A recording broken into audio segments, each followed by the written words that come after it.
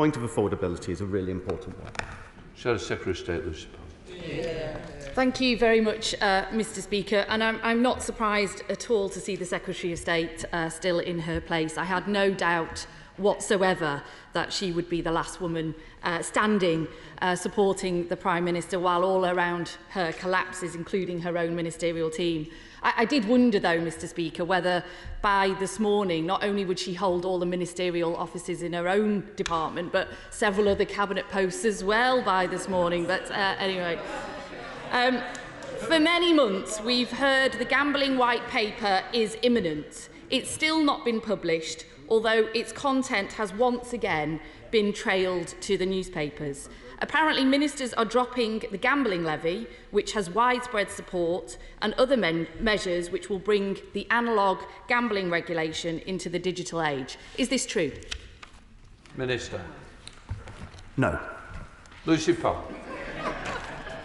Well, we now know from the former gambling minister that the white paper is now with number 10 for sign-off. Well, good luck with that. We've also been promised the media bill, the white paper on football regulation, a review of women's football, a review on the future funding of the BBC and a data bill, all before the summer recess. How is that going? I think the truth is we've got chaos, paralysis and a total collapse of government, with huge swathes of vacant ministerial posts and parliamentary business on hold.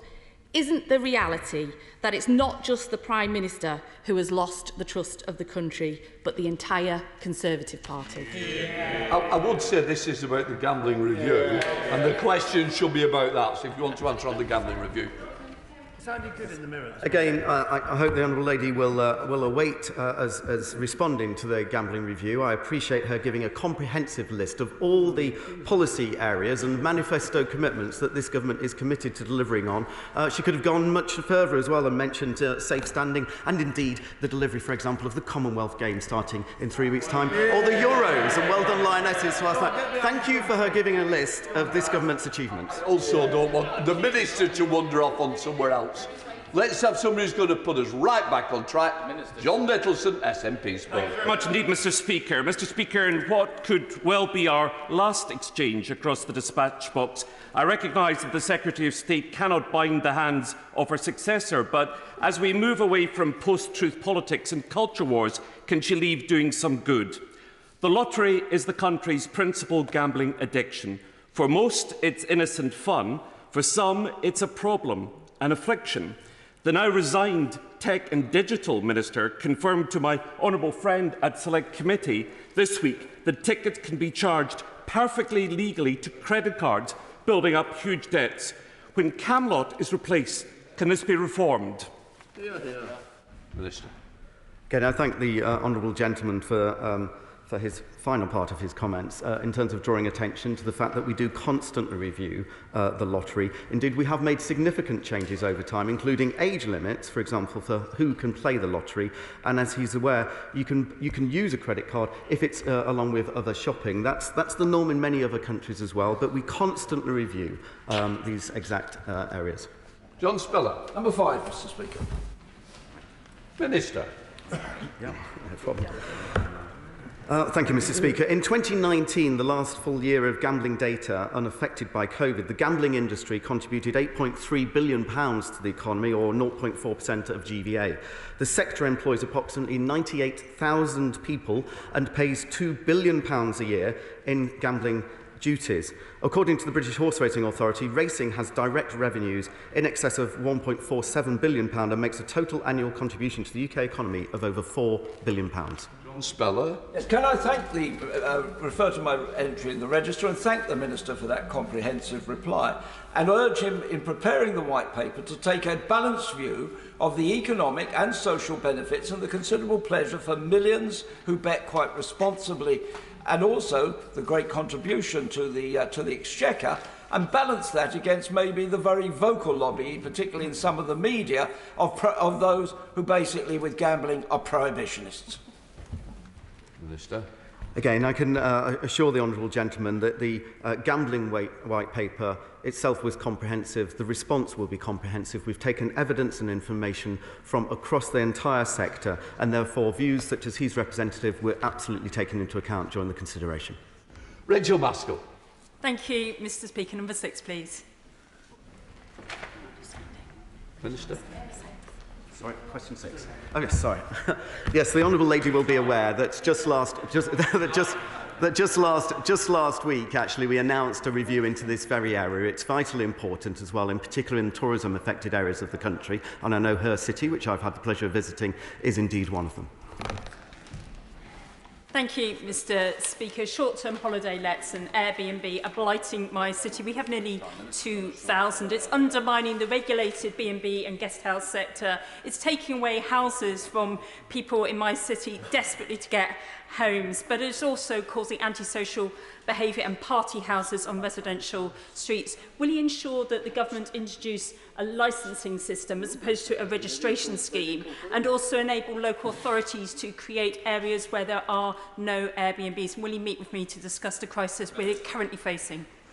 Yes, I'm always delighted to meet the honourable lady. She raises some important points, really articulating precisely why it is that we brought in the need for the review, because some of the issues she raised we're very aware of. Now, some of the individual entities, such as Airbnb and so on, are already taking action on areas like antisocial behaviour and the number of people who can be in parties. We expect and require them actually to continue to be responsible and responsive to their customers and indeed local communities. We haven't preempted the conclusions of the review, though, so please, I ask her to please contribute to that review. Come on. The honourable lady is absolutely right to identify the issue that she has in York and in other parts of the country. But will my honourable friend also bear in mind that these lets generate income for the area too? And many restaurants and other places would probably go out of business were it not for some of these lets. There we are. Yeah, the honourable gentleman is making an important point, and that's why it is a call for evidence. It's information. We have not come to conclusions or indeed decisions about potential legislation, because there is a balance to be had here. Many people rent out a spare room, and in particular in these straitened times, actually, it's very important that they can get additional revenue where they can. Kevin Brown. Thank you, Mr. Speaker. With the announcement just now that the Prime Minister has resigned as the leader of the Conservative Party, will his temporary occupation of number 10 Downing Street over the summer qualify as a short-term holiday let? Yeah, I'm sure the honourable gentleman is enjoying himself. That is nonsense, but I think the important thing to make very, very clear, as you can see today, government continues. Craig Whittaker. Question number 8, Mr. Speaker. Minister, or is it Secretary? Yeah, sorry. Society lotteries are a vital source of funds for charities and other organisations, raising hundreds of millions of pounds every year. Sales and prize limits were last increased in 2020. A review after 12 months, published in March, concluded that the reforms were starting to benefit the sector, but more evidence was needed before making further changes, and we'll work with the Gambling Commission to keep this under review. For that answer, but as the Minister rightly said, charities, lotteries such as the People's Postcode Lottery are benefiting thousands of charities and communities around the country, not least in the Calder Valley itself, and implementing the next stage of the charity lottery reform, as the government have previously said they will do, is a great way to help take forward the levelling up agenda at no cost to the public purse. So will the Minister agree to look further at this and implement that review sooner rather than later? Minister. Yes, absolutely. We will keep this under review, because the government did express an ambition to look again at increasing the annual sales limit to £100 million. Once we were satisfied that this would result in overall returns to good causes increasing and would not negatively impact on the national lottery. And that goal of making sure that the returns to good causes are optimised will be front of our minds. Nick Smith. Number 9, please, Mr. Speaker. So stay. Mr. Speaker. Through Project Gigabit, we are ensuring that hard-to-reach areas of the UK can gain access to world-class gigabit connectivity, alongside delivering gigabit broadband to the rest of the country ahead of the demand. As I said in an earlier answer, in 2019 we stood at 6%. Today that figure is at 69%. Nick Smith. Thank you, Mr. Speaker. Rolling out gigabit broadband requires real leadership. the Prime Minister has brought his office into disrepute. So will the Deputy Prime Minister be his standby this summer? Sarah Sturt, I'm not quite sure it's relevant. Yeah, I'm afraid that question does not relate to gigabit broadband rollout. Chair of the Select Committee, Judy Knight. Thank you very much, Mr Speaker. I was originally going to ask on the Commonwealth Games, obviously a fantastic event for the West Midlands, but I wish to focus on something else that's very good news in my locality. Will the Minister join me in congratulating Solihull Council, Solihull Community Housing and City Fibre in striking a deal to ensure that 4,000 community housing tenants are given the very latest full fibre network? And does the Minister agree with me that whatever we have, a rollout programme in towns, cities, villages across the country, that everyone is covered in those localities, so we leave no one behind as we finally strive to join the first rank of connected nations? Thank you, Mr Speaker, and I thank Brian Friend for the work that he continually contributes to this area and as his chair of the Select Committee. But he's absolutely right. In fact, the manifesto commitment was 100% for a reason, and it was 100%, and this is the Prime Minister's absolute commitment that nobody would be left behind. Obviously, there are hard-to-reach and difficult-reach-to areas, including hill farms and others in the more rural parts of the country, but there are innovative ways using 5G and satellite and other ways of getting that connectivity to those areas, and that is being worked on right now, and we continue, and this government will not rest until 100% has been reached. Number 11, Mr Speaker, or this one. It's 11. It's 11. I need to answer. Anybody want it? It's 11. He's resigned again. No. Who's doing question 11? Sorry, I didn't hear the Honourable Lady ask the question. Only 97.5% of premises in England and 95% in Worcestershire can access superfast broadband of at least 30 Mbps. We are now bringing forward investment of £5 billion through Project Gigabit to provide gigabit connectivity to premises across the UK that are not covered through the commercial delivery. We have already provided gigabit coverage to 600,000 premises in areas that previously only had low speeds. We are aiming to commence procurement for gigabit coverage in Worcestershire between September and November of this year. Thank you, Mr Speaker. The figures that I got from the House of Commons Library for West Worcestershire say that 9% of my constituency is still not covered. And the reason is that it's very cumbersome to put together the groups of people with vouchers to make a scheme viable. And then they're very vulnerable to someone withdrawing their voucher at the last minute. Could the Secretary of State look at ways to improve this so that we can have someone underwriting and strengthening the delivery of this important service to rural areas? Sarah Sturt. I thank my honourable friend for her question. And so hundreds of premises in rural areas across my honourable friend's constituency, which I know well, have received gigabit-capable connections through the voucher scheme, but as she says, there are some fragilities to that. We will be bringing forward our Project Gigabit procurement for suppliers to provide coverage to premises not covered by the commercial providers or where vouchers are not the most effective approach. Alongside this, we've introduced voucher priority areas, as we know that in some instances suppliers are able to deliver faster thanks to their participation in the voucher scheme. I'll just reiterate what I said to a previous answer. It was never going to be 100% overnight, but to have gone from 6% to 69% across the UK in 3 years, I think is pretty remarkable, and that progress continues at pace. Sean Morrow. Thank you, Mr Speaker. The Secretary of State, sorry.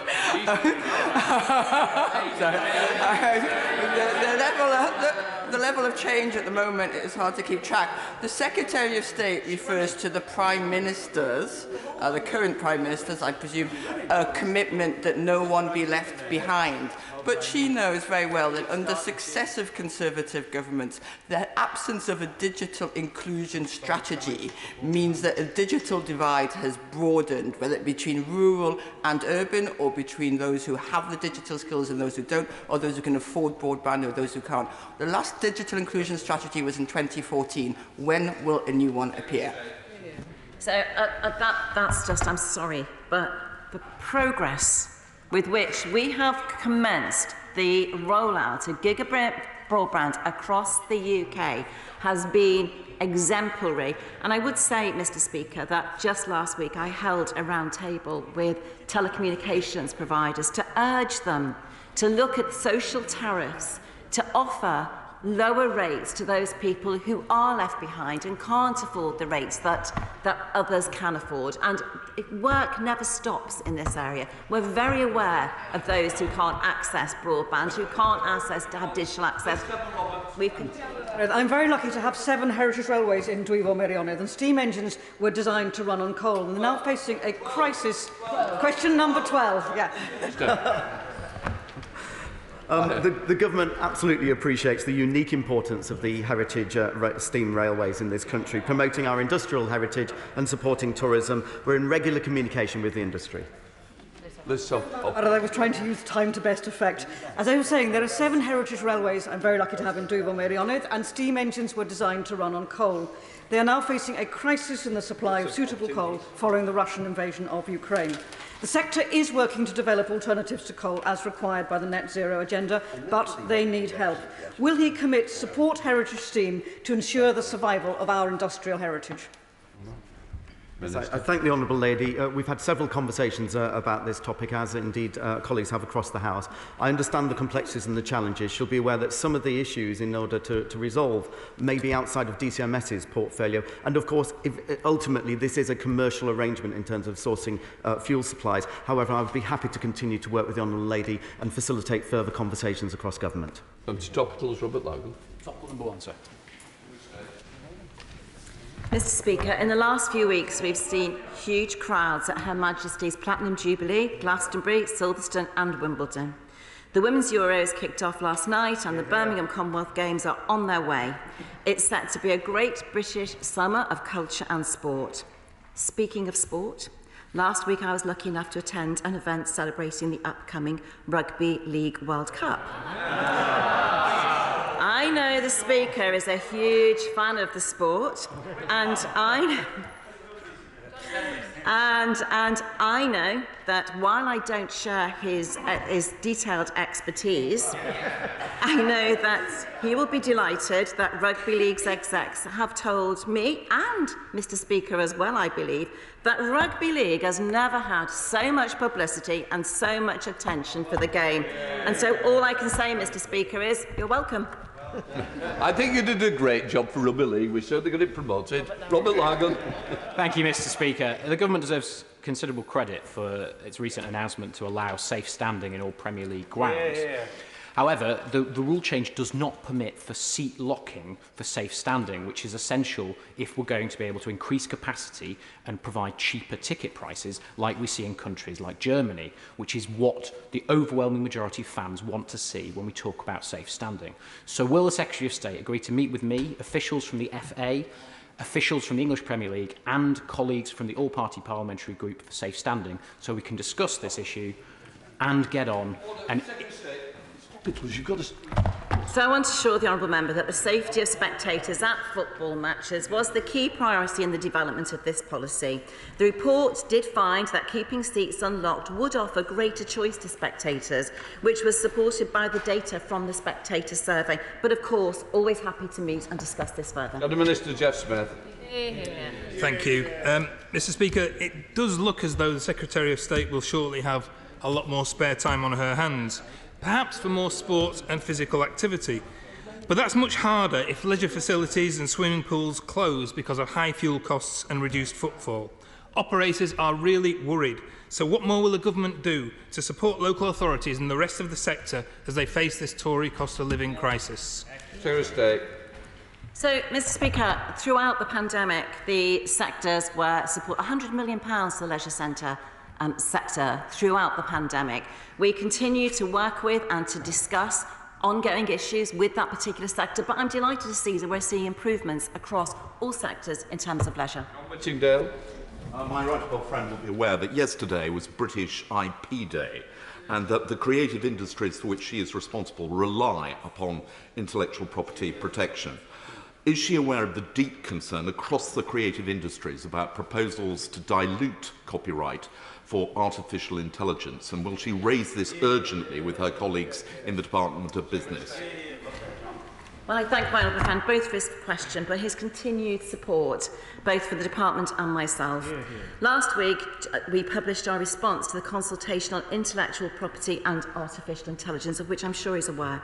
Following this consultation, we intend to amend copyright law to make it easier to analyse material for the purposes of machine learning, research and innovation. This will promote the use of AI technology and wider data mining techniques for the public good.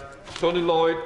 Thank you. Mr Speaker, you will know that the bulk of the nation's cultural treasures are held in London, and many of them don't see the light of day from one year to the next, and not even to be seen by people with access in the South East. So what will the Secretary of State do to make sure that the nation's cultural treasures are spread amongst the nations and the regions? So, Mr Speaker, this has been an objective of mine since I first arrived in the department. And yesterday I visited the British Library, which holds many of the nation's treasures, which getting both libraries, museums, art galleries to ensure that their collections reach across the country so that everybody has access and can see and enjoy and learn from those national treasures. And the one thing that I will say is that I've asked every organisation, both from the beginning and recently, to look again at what they're doing to make sure this happens. My right honourable friend has already said that the penetration of high-speed broadband has gone up in just 3 years from 6% to 69%, and particularly so in rural areas. But is my right honourable friend aware that actually in parts of Westminster, for example, and Birmingham, actually it is very, very slow? What can we do to speed up urban broadband? No more so. There's some comments. Come on. Well, I'm sure the Mr Speaker has a response on Westminster, but as of July 22, London has 81% gigabit coverage. It's an urban area. It's easier to cover and easier to reach homes. Birmingham is at 93%. That is up from just 14% and 21% respectively from November 2019. York is ambitious to make it onto the UNESCO World Heritage Site tentative list. We will certainly display so many factors of our assets of heritage, but also our social history, encouraging inbound tourism to the UK. However, it's a very expensive process. What support will her department give to support cities like York make it onto that tentative list? Yes, indeed. We are, of course, looking at the long list of potential future bids for UNESCO World Heritage Sites. Many people would be surprised that York is not already on the list for many of the reasons she's outlined. I'd be happy to have a conversation with her. I don't think there's an expectation of financial support, but we should be able to provide support and advice. Duncan Baker. Thank you, Mr Speaker. As the Secretary of State knows, we have some fantastic canals and waterways in this country. Many are historic and need protecting. The fantastic volunteers at the North Walsham and Dilham Canal Trust in my constituency do an incredible job. Can I ask what discussions she has had with the Secretary of State for the Environment, Food and Rural Affairs on supporting this country's historic canals and waterways? Secretary of State. So DEFRA is working with the Canal and River Trust on the current review of the government's annual grant funding for the trust as required by the 2012 grant agreement. But the UK's historic canals and waterways represent some of the finest examples of working industrial heritage in the world. They play an important role in the wider visitor economy and as a valuable green space for local communities. Due to this unique social, cultural and economic importance, the Canal and River Trust, an independent charity, benefited from £3.2 million. Mr Speaker, the government recently introduced a dual registration scheme to support touring trucks, as touring was completely forgotten during the Brexit negotiations. Although we don't have a minister for this area, will somebody be able to tell me how orchestras who own their own vehicles and do not benefit from small-scale operators will be able to operate in this area and help our creative industries? Secretary of State. I thank my friend for the question. A huge amount of work has gone into touring, as I think he knows, and I'm sure he'll be delighted to welcome the announcement by Greece just very recently to open up along with Spain and others, to open up and to allow our musicians and our artisans to tour across the EU. There are negotiations taking place on a daily basis, and problems are being resolved as we move forward. You know, we opened up our... Thank you, Mr Speaker. The Hillingdon Outdoor Activity Centre at Hayfield in my constituency has given generations of children the opportunity to experience new sports. What plans does my right honourable friend have to ensure that more children can benefit from these opportunities in the future? Yes. The government encourages everyone, no matter what their age, to be as active as they can. We recognise that outdoor activity centres provide opportunities for all members of society to be active. Outdoor activity centres were supported through the pandemic by the government assistance, such as the furlough scheme, and there is a range of programmes, including the National Citizen Service and the £80 million Green Recovery Challenge Fund, whose delivery partners include outdoor activity centres. Boris Johnson. Speaker, I know the Secretary of State to be a great survivor. If she does survive, will she look again at this terrible war she has against public service broadcasting, Channel 4 and the BBC? I'm disappointed at my honourable friend's question. We've worked together for 7 to 18 years. I'm disappointed at that question. I have no war. I have two objectives. One is to ensure that both Channel 4 and the BBC survive and they're fit for the ever-changing broadcasting landscape that we face. May I just say, with the greatest of respect, we need to be aware of how that landscape is changing at warp speed. Thank you, Mr. Speaker. As mentioned, the Commonwealth Games are fast approaching, allowing athletes from Wales to display their proud individualism under our great union. Would my honourable friend join me in congratulating and wishing Jacob Young from Olympus Gymnastics in Wrexham all the best as he represents Team Wales. From Redcar. Absolutely delighted to wish Jacob Young the best of luck. Of course, the nations compete separately in the Commonwealth Games, so there is an England, Northern Ireland, Scotland and Wales dynamic that we don't have in the Olympics, but I wish all nations the best of luck.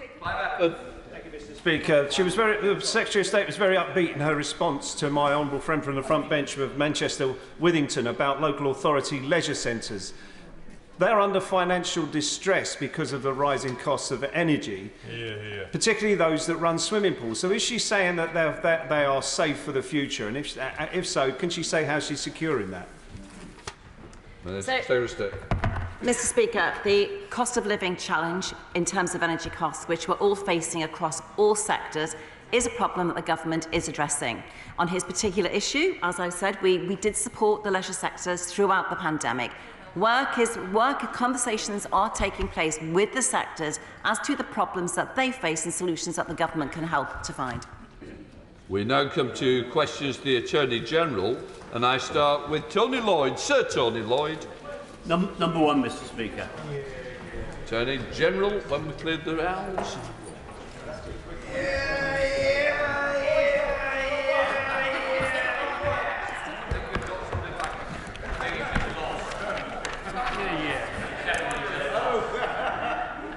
Mr. Speaker, before I answer question one, may I just take this opportunity to pay tribute to the superb honourable member for Cheltenham. He was quite simply an excellent Solicitor General who took the difficult decision to resign from government this week. He was an absolute honour and pleasure to work with him, a brilliant lawyer, a dedicated Member of Parliament and a shining example of the highest standards of public service. Mr. Speaker, victims are not spectators and they have the right to be informed of their case and to be supported. That is why the government is increasing funding for victim and witness support services to £192 million by 24-25, which represents an uplift of 92% on core budgets in 2021. And a large proportion of that funding has been allocated to police and crime commissioners to commission local victim support services. And for 22-23, the Ministry of Justice allocated about £5.2 million to the Greater Manchester PCC to support services. Tony Lloyd. Mr. Speaker, I'm bound to welcome any extra resources to support victims, but nevertheless, the victims and, where appropriate, families of victims are still treated in an appalling fashion in too many cases. Trials that don't come to cases that don't come to court, trials that are cracked, all of the things that go wrong give the victims the impression that they are simply an adjunct to the process. What's the attorney seriously going to do about that? Attorney General. Well, I think the government has already acted in a significant way to put victims front and centre of our criminal justice system so that justice is secured for them. And for 2021-22, the Ministry has provided £150 million for victim and witnesses alone, whether that's more ISVAs who are game-changing in the victim experience. I've spoken to victims myself and they've told me personally how transformative the presence of an ISVA can be in their experience through the criminal justice system, or whether it's £20 million for local community-based sexual violence and domestic abuse services. I'm very proud of the track record of this government on supporting victims. Chair of the Select Committee, Sir Robert Neal. Thank you very much, Mr. Speaker. And may I thank the attorney and join her in her tribute to my honourable and learned friend, the member for Cheltenham, whose service was absolutely outstanding and exceptional, and who departed his post with great honour and with the respect, I think, of this House and of the profession and the judiciary. Can I thank her for what she has said about victims? It is clear that the government has done a great deal. I'm sure she will be aware, however, too, that in the course, for example, of our pre-legislative scrutiny of the Draft Victims Bill, which is welcome, the Select Committee has heard evidence that, as was said by the right honourable gentleman opposite, although there is good work, there is still patchiness of provision for victim service in many areas. The Draft Victims Bill gives a real opportunity to improve that and ensure a much more consistent approach. And can I ask from her the undertaking that the government will look with care at the recommendations that we make as a result of that past legislative scrutiny? Well, my honourable friend makes a very important point about the forthcoming Victims Bill, and I'm very proud that this government is introducing specific measures to transform the victim experience of the criminal justice system. That bill will pursue measures to improve victims' experiences, and it looks at what more can be done to ensure that the victim's voice is heard both pre and post-charge. I'm very proud in particular of the code, the Victims Code, that came into force last year, a real reflection of our commitment to victims. Shadow Attorney General Emily Thornbury. Thank you very much, Mr. Speaker. And can I say, what an honour it is to be at this dispatch box facing the next Prime Minister as she waits her call from the palace. A true honour, although colleagues will have noticed in her list of leadership priorities last night, the Attorney-General had absolutely nothing to say about tackling the epidemic of crime in our country or ending the culture of law-breaking in our government, both of which have flourished under her watch. But what she did say last night is that we need to shrink the size of the state. So can I ask the Attorney-General a very simple question? In percentage terms, what size of staffing cuts does she plan to make to the Crown Prosecution Service, and what that will mean for record backlogs that are currently facing our courts?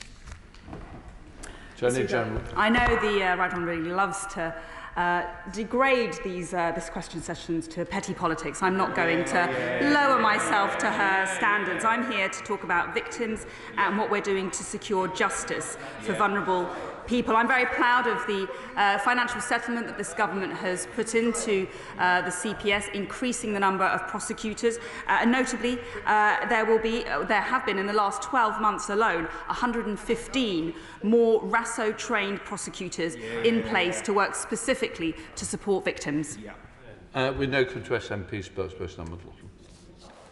Thank you, Mr. Speaker. So the Scottish Government is investing an extra £4 million this year in victim services to tackle violence against women and girls and offer greater support for victims' needs.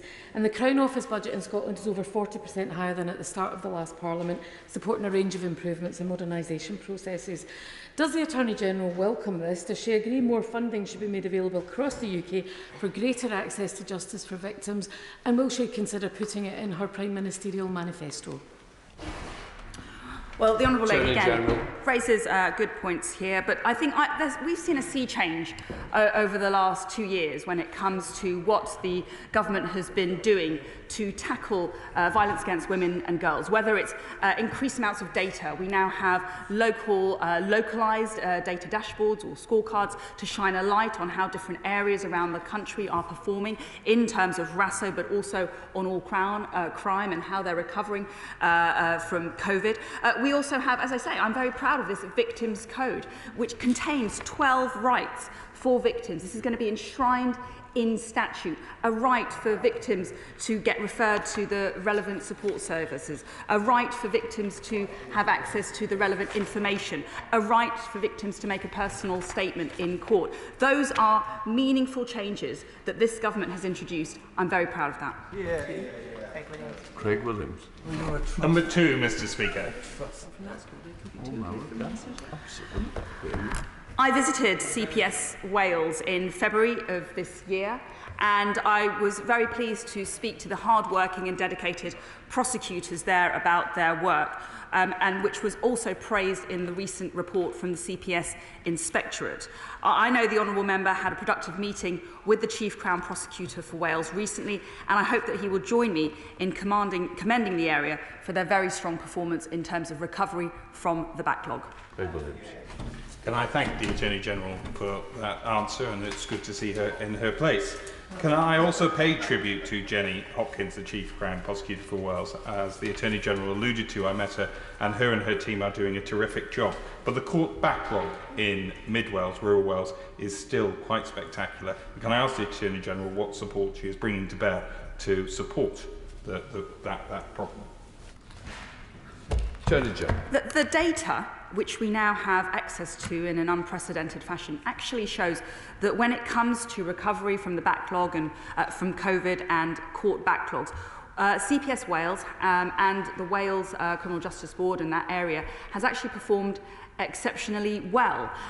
There's been a huge amount of resource put into court recovery, and that's why the Magistrates' Court backlog in the CPS Wales area was the first to recover from the impact of COVID, with live caseload numbers falling to below pre-COVID levels in December 2021. For myself, I visited Wales and I successfully personally presented a case at the Cardiff Crown Court, at the Court of Appeal, which resulted in the attempted murderers Stephen Gibbs having his sentence increased from 30 years to 20 years and 7 months imprisonment with an extended licence period of 5 years. I was delighted and honoured to be in court in Wales. Scott Benson. Question 3, Mr. Speaker. Attorney-General. We are united in our combined efforts across government to improve performance for victims and increase the number of successful rape cases that go through our courts. And since we published our Rape Review Action Plan, there has been a steady increase in the number of rape charges, prosecutions and convictions quarter on quarter. We are closing the gap between complaints and convictions. Most notably, the number of convictions for rape offences are up by 27% compared to 2019. I think the Attorney-General's got to group. Well, that was my collective answer to grouping of 3 and 7. That's all I need. That's great. Scott Benton. Thank you, Mr. Speaker. In Lancashire, our brilliant Police and Crime Commissioner, Andrew Snowden, is funding a variety of projects to reduce rape and serious sexual offences. This includes dedicated specialist support services for victims and Operation Night Guardian, which focuses on the night economy. How is the CPS in Lancashire working alongside our Police and Crime Commissioner to improve the rates of conviction for these abhorrent crimes? Attorney-General. My honourable friend is right. I'm pleased to report that CPS North West is an Operation Soteria area, which is an ambitious joint police and CPS programme of work to transform the way that rape prosecutions are handled, introduced very recently under this government. Operation Soteria will provide a renewed focus on investigating the suspect rather than the victim, and will ultimately create a new operating model for the investigation and prosecution of rape. And we are very pleased to be seeing the green shoots of progress nationally, with the number of rape convictions increasing by 29% compared to the last quarter pre-COVID. Click Drummond. Thank you very much, Mr. Speaker. I have a constituent whose sperm was used by without his consent by his ex-partner so that she could become pregnant. The police have looked at the case and passed it to the CPS, who say that the law does not allow them to prosecute the offence as any kind of sexual assault. Can my right honourable friend look at the law, because it's not just sperm theft, but a form of sexual assault and a violation of his rights? Attorney-General. Well, my thoughts are very much with my honourable friend's constituents, and this sounds like a very traumatic affair.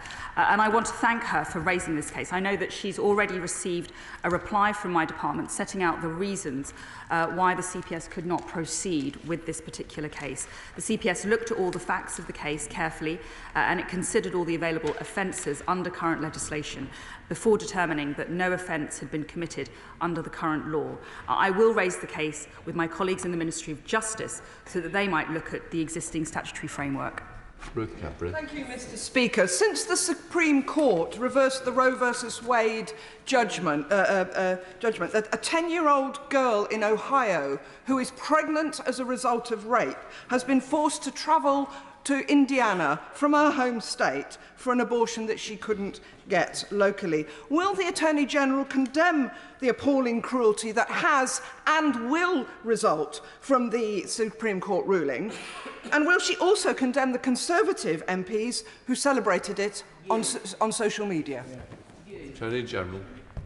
I don't think it's the right of a UK government minister to comment on a judicial decision in another jurisdiction like the United States, and that is a matter for the United States Supreme Court and the United States Congress to resolve. What I'm focused on is the experience of victims in Britain and Wales and how we can improve our criminal justice system. And that's why I'm very proud of the achievements that we've secured. I'm very proud that, for example, the CPS prosecuted 430,000 defendants last year on a whole suite of offences, including 69 alleged terrorists, 33 of which were convicted. 19,000 serious violence offences were prosecuted. It has a conviction rate of almost 75%. These are the statistics and the facts and the policies with which I am focused. Proud of her achievements when the delay between offence and completion in rape cases is now more than 1,000 days, and there are 50 UK Crown Courts with delays of over 3 years and 18 with delays of over 4 years. Does she agree with the Victims Commissioner that these delays are appalling? And could she possibly take time out from her leadership campaign to look at bringing in pre-recorded evidence and cross-examination in all rape cases in all Crown Courts now? Attorney General. Well, actually, what we're seeing as a result of the pioneering operations like Soteria is a closer collaboration between police and prosecutor. What we know works is when a prosecutor has a good, clear case strategy, has grip of the case, and properly identifies the challenges. And the police are very supportive and involved in the investigation. Close collaboration, early investigative advice and support for the victim is what will cut down the timelines and to ensure that victims get justice in a swifter way. And that's why I'm very proud of Section 28 rollout. The last time we debated this issue in this chamber, the Attorney General told me that any allegation of domestic abuse or sexual assault on victims is horrendous. On no account does anyone in this government condone that behaviour. So why did the Attorney General not call for the Prime Minister's resignation when she found out he'd turned a blind eye to an allegation of sexual assault by one of his own ministers, but did call for his resignation to launch her bizarre leadership campaign live on TV last night? Doesn't that just sum up how she's debased the office she holds and put political ambition before the rule of law? Mr. Speaker, the honourable gentleman could have asked about domestic abuse of victims. He could have asked about RASO. He could have asked about crime prevention and keeping the British people safe. Instead, what he used his opportunity for was to score cheap political points Order. The front bench should not be shouting after asking the question. Let's get this on and move on.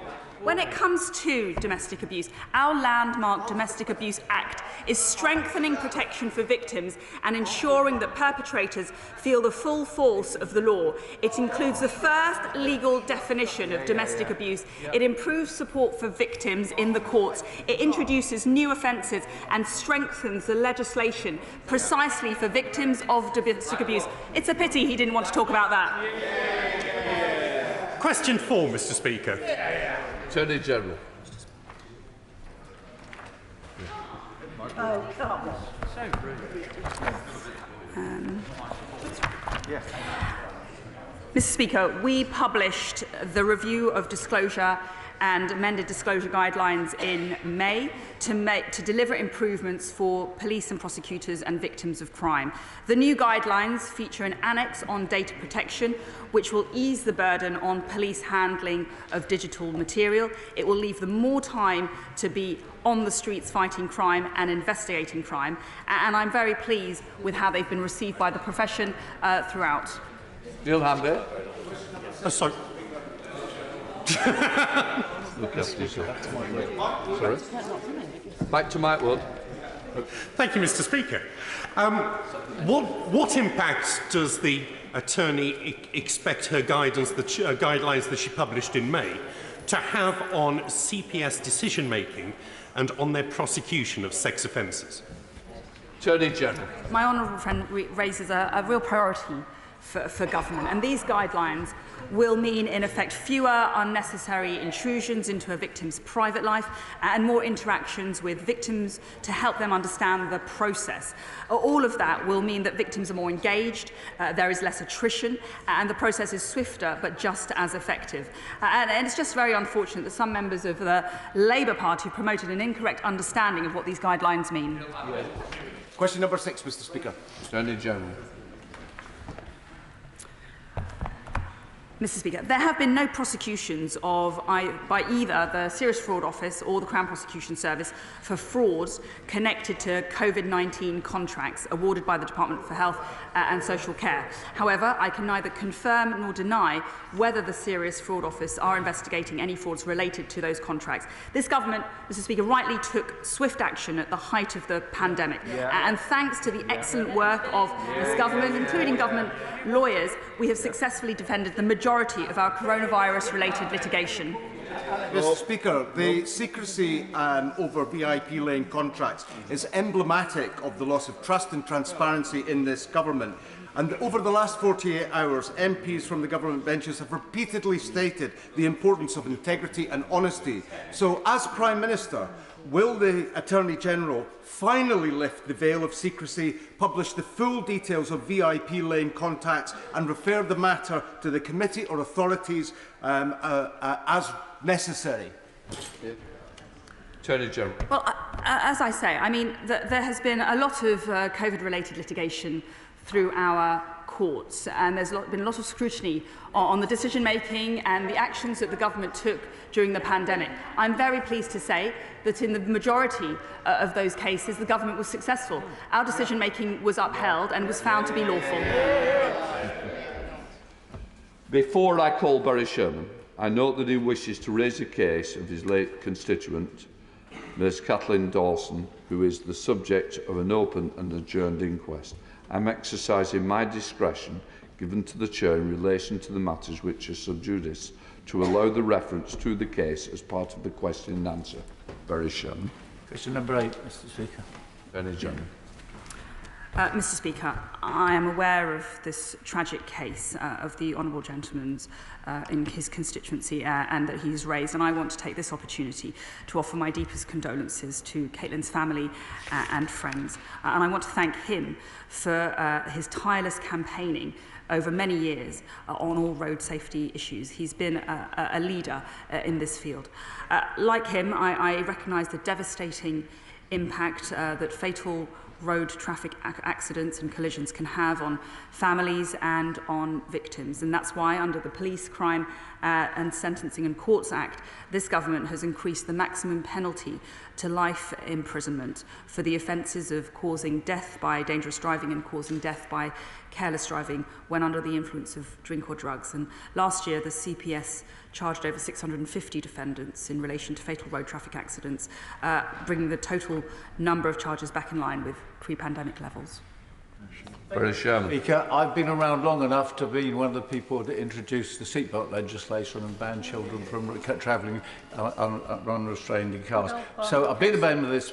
I wasn't going to talk about specifics today, Mr. Speaker. You were very kind in your mention.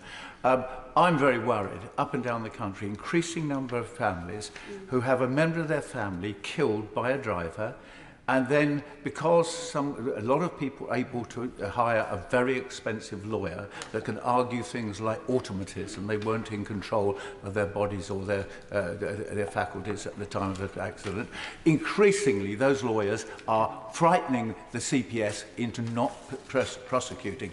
That's my worry. Can we do something about it? Attorney General. It is tragic, and there are simply no words for the situation that he sets out.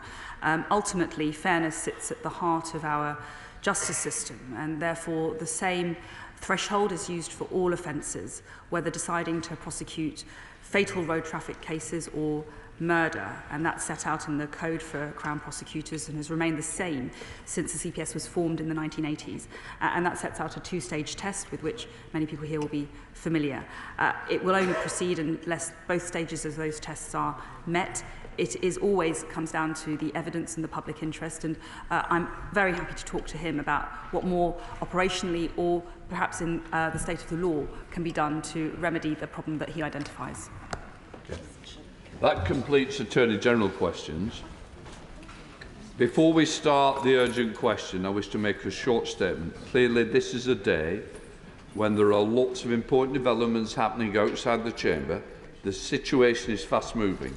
However, it's important the House is kept informed of developments in a timely and authoritative way.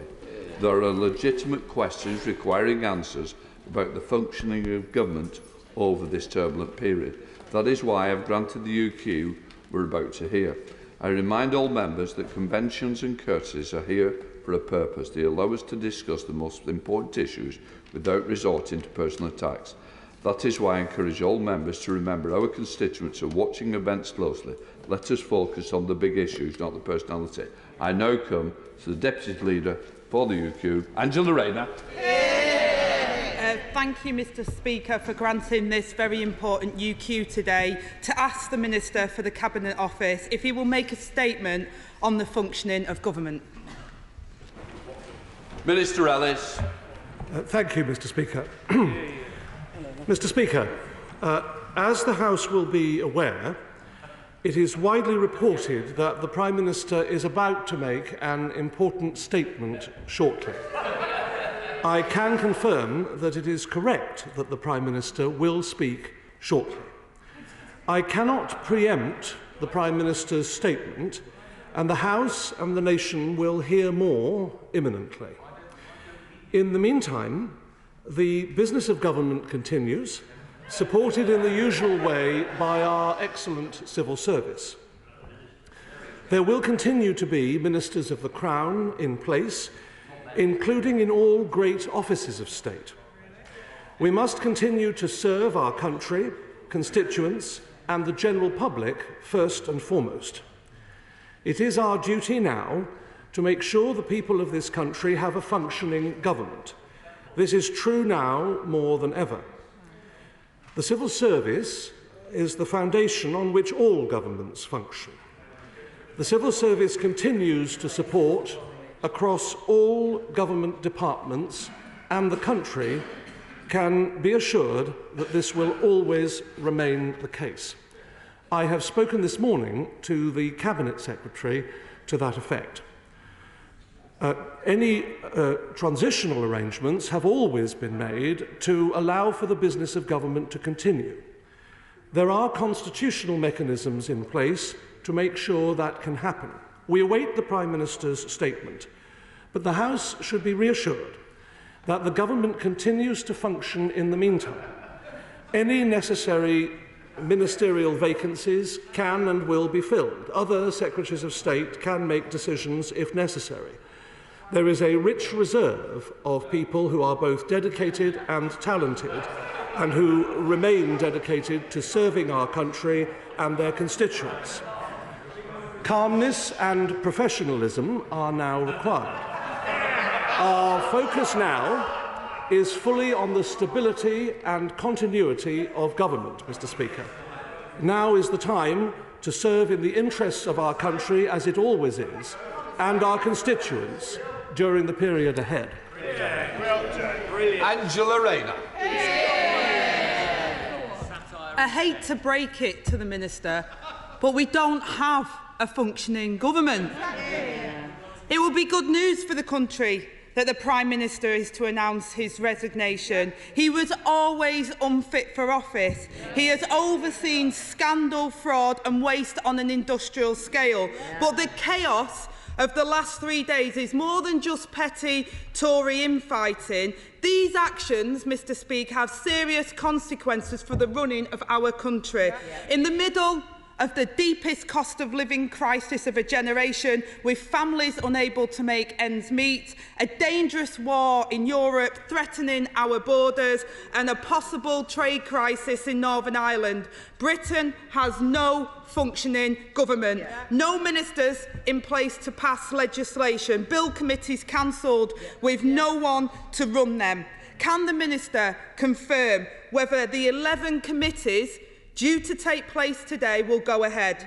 Without ministers, what are the arrangements to pass primary and secondary legislation, and who will answer oral questions?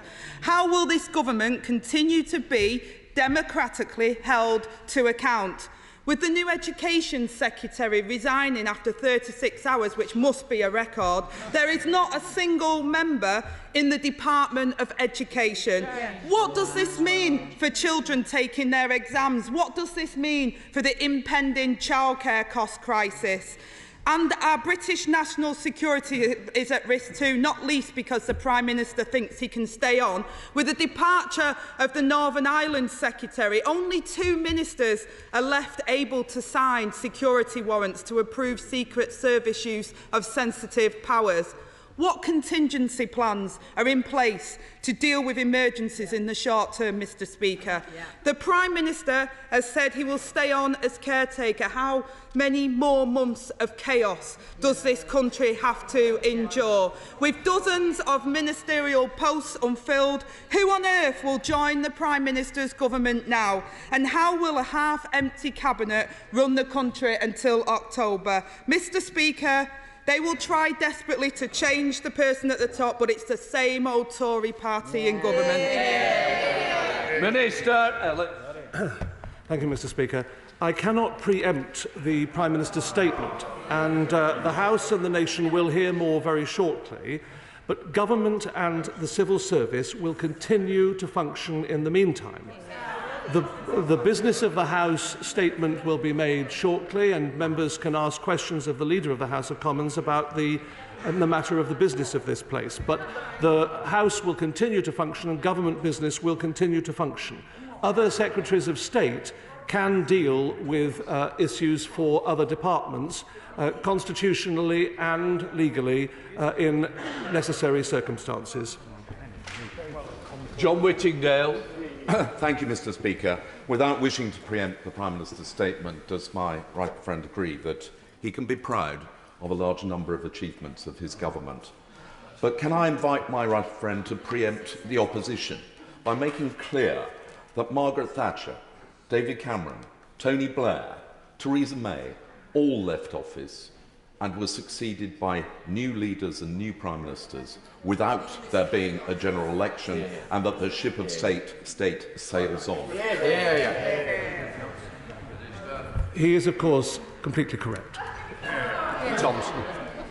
Thank you, Mr Speaker. Well, I think as I came into the chamber, we were at 59 resignations and counting. It's a remarkable amount of leadership that was shown by the junior ministerial ranks rather than many of the Cabinet. Now, I've been longing since I was elected for a Cabinet of Remainers, but not necessarily of the kind that we've seen clinging like limpets to a rock. Now, today's announcement from the Prime Minister of his intention to resign comes after 2 years and 348 days in office, which by supreme irony is the same number of days as Neville Chamberlain spent in office as Prime Minister. And it's a Prime Minister who achieved Brexit under false pretences, purely as a part of his game to achieve entry to Downing Street. And in that 2 years and 348 days, he's left behind a trail of political chaos, of economic destruction, and leaving any reputation that the UK might have retained as a reliable international partner which stands up for the international rules-based order trampled into the dust. We regularly in Scotland have to put up with patronising lectures about how well our government is performing. Yet we have a government in Westminster where we have an education department with no education ministers, where we have 6 police forces in England which are under special measures, and a government that seems utterly paralysed and unable to deal with the major issues of the day. The idea that the Prime Minister can stay on and preside over this till the autumn is utterly risible. How long can this farce be allowed to continue? And how is it right that 300 Tory MPs will get to choose the next Prime Minister over that time, while denying the right of 5.5 million Scots to choose their own future? The government and the civil service will continue to function in the meantime as they always have done and as they have done historically. Well done. Sir Christopher Cho. Mr. Speaker, may I thank the Prime Minister for his great service to our nation and also to the people of Ukraine. And I think that people will rue the day that he was forced to resign. But can I say to my right honourable friend that isn't there a lot to be said for having a smaller cabinet, fewer ministers and hardly any parliamentary private secretaries? And can we have a pilot to show how successful that's going to be? Minister. Well, he makes a perfectly interesting point, but is somewhat outside the range of my responsibilities. Dame Angela Riedel. Thank you, Mr. Speaker. I have here a list of all of the resignations from government. Mr. Speaker, I wouldn't read them out, but there's plenty of tasty quotes in there that will be of use later on. The Minister can't sensibly argue that we have a functioning government when this number of people are missing. There are no people, ministers, to do statutory committees and legislation even as we speak. So what is the way forward? He can't just blather at the dispatch box when the government's disintegrating around him. The business of the House of Commons will continue, and there are ministers to continue in place. I cannot preempt the Prime Minister's statement, but I've spoken to the Cabinet Secretary today, and government and civil service will continue to function in their public duty. Sir Robert Neal. Thank you, Mr. Speaker. I'm grateful and have to my right honourable and learned friend and have great sympathy for the position in which he finds himself. He and I have had to take some pretty rough cases in court in the past, and he's drawn a few short straws recently in that regard. And he's done so with dignity, if I may say. But can I ask him just to take this away? Whatever one's views on the Prime Minister, and I accept the importance of the continuity of the government. In fact, there's no need for a general election at all, and plenty of precedent for that. But will he take away the serious question mark that many have as to how long a caretaker Prime Minister can remain in place when there is really concern as to whether the government can be fully and effectively manned? Might it not be in everybody's interest to speed up the transition as much as possibly can be done? Leader, sorry.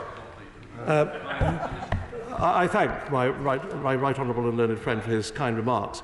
He's right, of course, that a general election is not constitutionally necessary. The Prime Minister was before the liaison committee yesterday and said as much. And we will await events. I cannot preempt the Prime Minister's statement. Mr. Carmichael. Mr. Speaker, can I say I'm delighted to hear the Minister speaking positively about the role of the civil service. It contrasts rather well with the way in which the government in recent years have done nothing but traduce and undermine their position. But I have to say to the Minister, the Prime Minister could not remain as a caretaker. That is just putting the bull in charge of the china shop. And this is not all about ministers and politicians.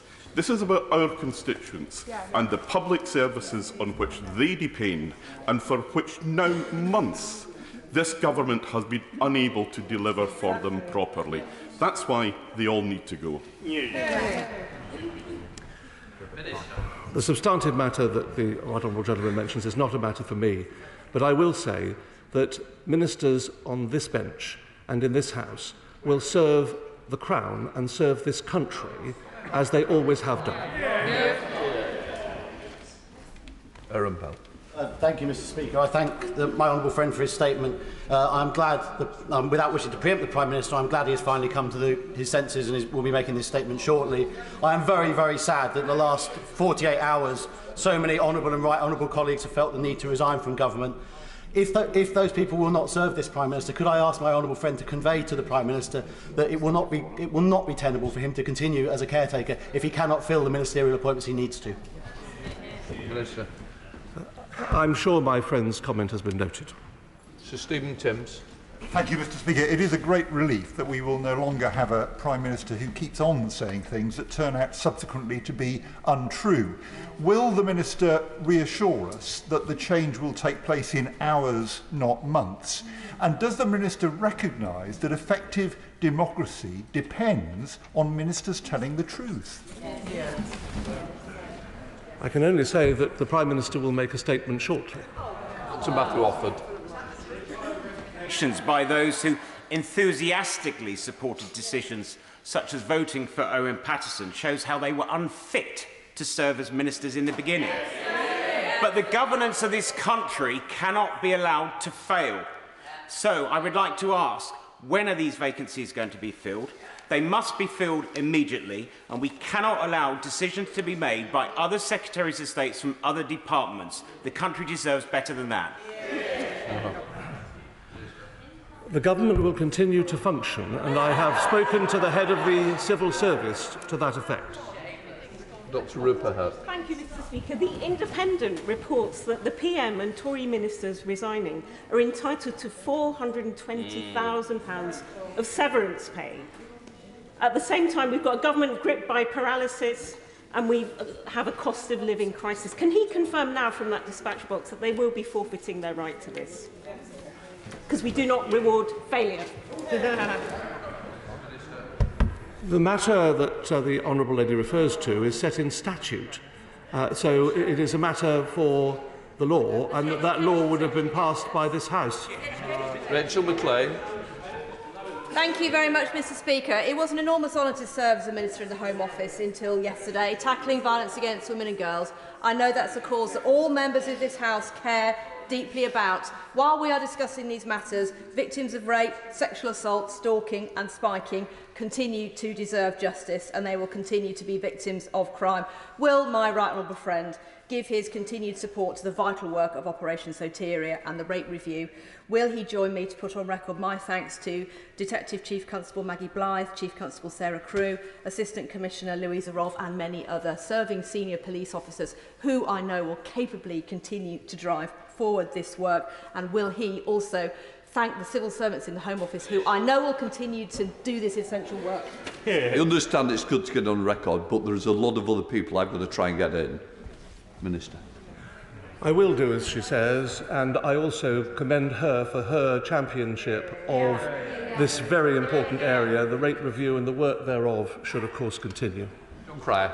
Thank you, Mr. Speaker. There have been times, occasionally, when Prime Ministers have been temporarily incapacitated. There has never been a period in British history where a government has been incapacitated across every department of state. We've just heard how the secret services are being undermined by the current situation, putting national security at risk. At what point is the government going to actually start functioning again? The government is functioning. I have already mentioned to the House that the great offices of state are still in place. He refers to our security and intelligence services. The Home Secretary and the Foreign Secretary are in place. Mr. Speaker, what provisions have been put in place for the continuing operation of the Partnership Council with the EU and its specialised committees over the coming months?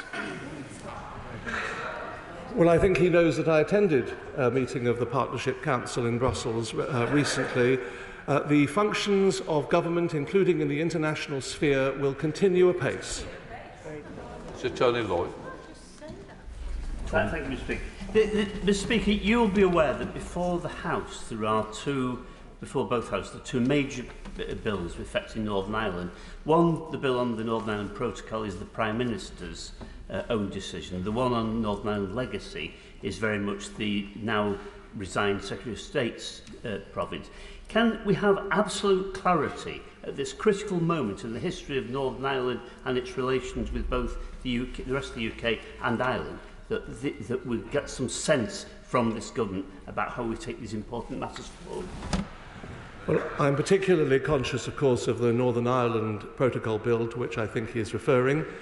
The Leader of the House of Commons will be doing the usual business questions and answer session soon in this House. Roberts.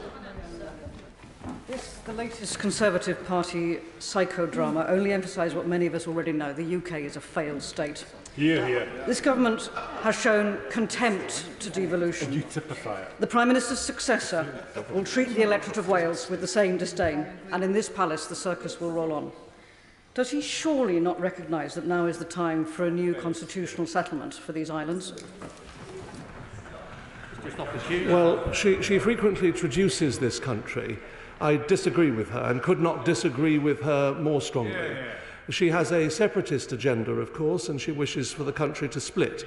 But in my view, this country is the greatest country on earth. Dame Diana Johnson. Thank you, Mr. Speaker. On the anniversary of 7/7, security is of paramount importance to all of us in this House. With no security minister, a depleted cabinet, a Home Office that was struggling prior to this chaos, what assurances can the Minister give us that the intelligence agencies are receiving all the full ministerial and legal engagement and sign-off in a timely way to keep us all safe? I cannot discuss the security arrangements of this country from the dispatch box, but the Secretary of State for the Home Department is in place and is responsible for the arrangements appertaining to the security service of this country. Sarah Owen. Thank you, Mr. Speaker. I would suggest that the Paymaster General look up the meaning of functioning, because his government is not it. Will the Paymaster General confirm whether the now former Secretary of State for Education will be getting the standard severance package for Secretary of State of 3 months' salary for a job she did for just 36 hours? Matters such as pay and remuneration are set in statute. They are set in statute, not a matter for me. Kim Johnson. Thank you, Mr. Speaker. The members of Parliament who have eventually forced out the Prime Minister have blindly stood by him during the no-confidence vote, have not miraculously found their principles or their voices for doing so out of their own naked interest, self-interest. Does the Minister agree with me that a damaged and flailing Prime Minister should go immediately and not hang around like a bad smell until the Tory conference in autumn? I cannot preempt the Prime Minister's statement, but the business of government will continue functioning as normal. Mr. Speaker, it's good to see the Paymaster General, one of the last remaining living crew on the ghost ship HMG.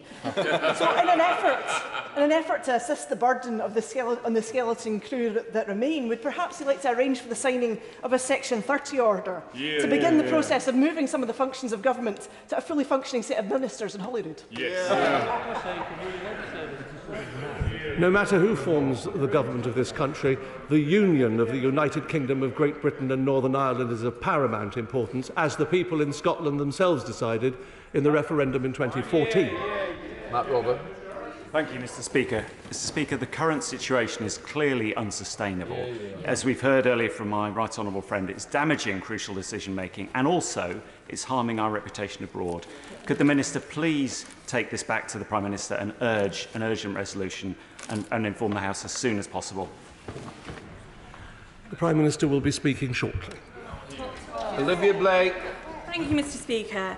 Clearly, the idea of the Prime Minister continuing as a caretaker will be worrying many, many people. But it's interesting to hear from the BBC that MPs are privately briefing that they're worried about issues, maybe half-jokingly, that the PM might take us to war to avoid leaving office. What are you going to do? What is going to be done to make sure that the opposition can hold a caretaking Prime Minister who has lost the faith of the country and his own government to account? Politics. May I gently recommend to the Honourable Lady that she does not listen to gossip and rumour. The fact of the matter is that responsible government in this country will continue. Mans. Very grateful, Mr. Speaker. Mr. Speaker, with the resignation this morning of the Secretary of State for Education, following on from her entire Commons ministerial team, the Education Select Committee never even got to ask her about her plans. Mr. Speaker, it's become abundantly clear to almost the entire population that the only functioning cabinet that there's been in 10 Downing Street for months, if not for a few years, has been the drinks cabinet. So when will the remnants of this government's front bench accept that they've been in collective denial for just far too long? Well, I think the honourable gentleman asked a rhetorical question, but I would say to him this, that this government will continue to function as the country would expect. Naz Shah. Thank you, Mr. Speaker. Looking at many Tory MPs in the lobbies and everywhere, looking at them, I'm using this word sadness. You know something, had it not been for the fact that each and every one of them on those benches upheld and let this Prime Minister carry on, he should have resigned. He should have resigned when Partygate happened. He should have resigned when Durhamgate happened. He should have resigned when his ethics advisor resigned.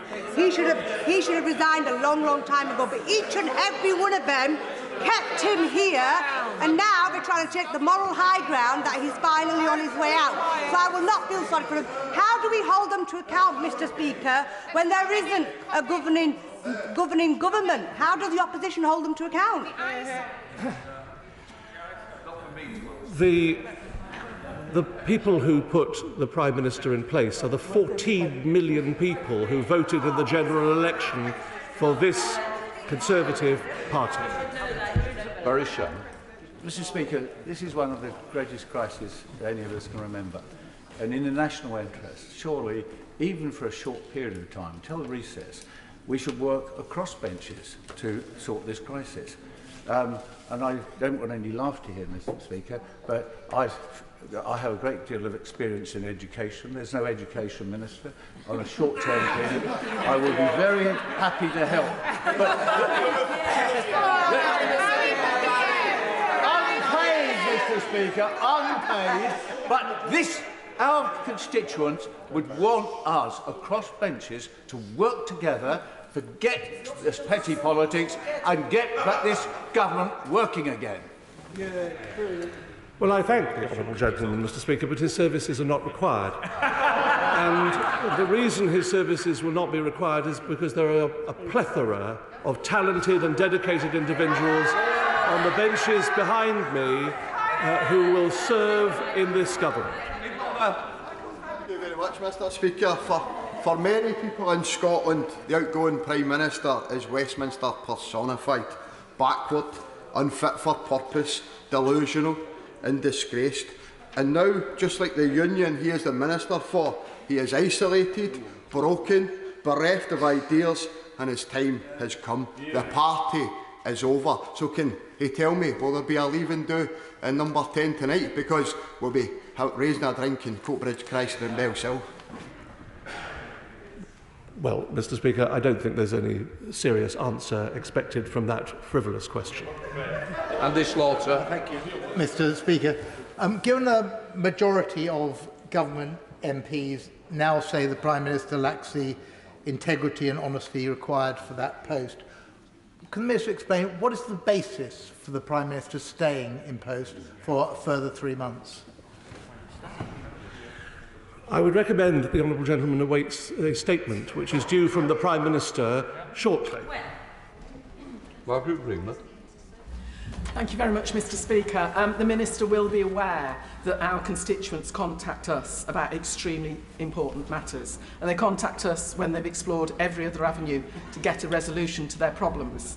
And we write to ministers on their behalf. And I'm extremely concerned on behalf of my constituents about what this means, not only for the casework that we have already sent to ministers, some of it of extreme importance for people's actual health and survival, but also going forward. It's untenable that the Prime Minister stays on until the autumn. Would the Minister please explain to me how it is that we can have a situation where there is no functioning government, but the Prime Minister thinks he can stay on?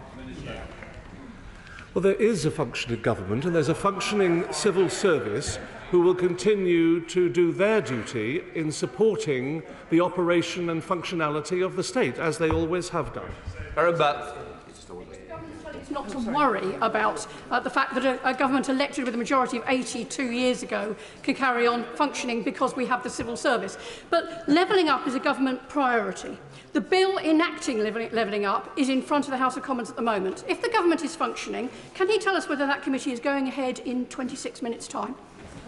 Well, there is a business of the House statement in the usual way, and she will be able to ask that question of the Leader of the House of Commons. Thank you, Mr. Speaker. The Minister speaks about responsible government, but yet we've had nearly 3 years of totally irresponsible government. My constituents are suffering massively. Surely, Mr. Speaker, the moral thing to do is not to look to the Constitution, but actually go to the country, call a general election and let the people of this country decide, not just on the Prime Minister, but on the rotten lot of bankrupt government that we've had for the past 2.5 years from the last election. It's not about the Constitution, it's about what the people of this country need, and that is responsible government, and they are not going to be getting it from your side, even with a change of Prime Minister. The business of government will continue functioning as the public would expect it to do, and I reject the characterisation that he makes, and I suspect that the vast majority of the general public in this country would also reject that characterisation. Thank you, Mr. Speaker. The Prime Minister should be making the statement in this House, frankly, not anywhere else, so that we could be able to question him about the functioning of government, and I think, Mr. Speaker, you'd prefer that as well. But let me just ask him this. There are two major crises facing the country at the moment. One is the cost of living crisis, which is facing many, many millions of families, and the other is the situation in Ukraine and across NATO. There's a real possibility that a government might have to deploy further troops in the next few months for proper reasons. A caretaker government can't do that. Simply can't. The rules forbid them from doing that. And yet, I fear that this Prime Minister, the disgraced, deselected Prime Minister, will be more dangerous in these next 3 months, if he's allowed to have another 3 months, than he's been in the last 3 years. So can he please make sure that we have a proper government soon, in other words, before the summer recess? Well, we have a proper government, and the proper government continues. I have to say to the honourable gentleman that he talks about cost of living in Ukraine, but I have hardly heard him or his honourable colleagues speak of those subjects over the past 6 months. They have mostly been talking about personalities. So it is this government which has been getting on with the business of representing the United Kingdom in international fora and have led the way on Ukraine, and when it comes to dealing with the global cost of living crisis, have been doing that too. Wakeford. Thank you, Mr. Speaker. Mr. Speaker, wow, what was that response to this urgent question? Mr. Speaker, is the Minister tired of propping up this Prime Minister and defending the indefensible? Minister, where was your letter? Did it get lost with your backbone?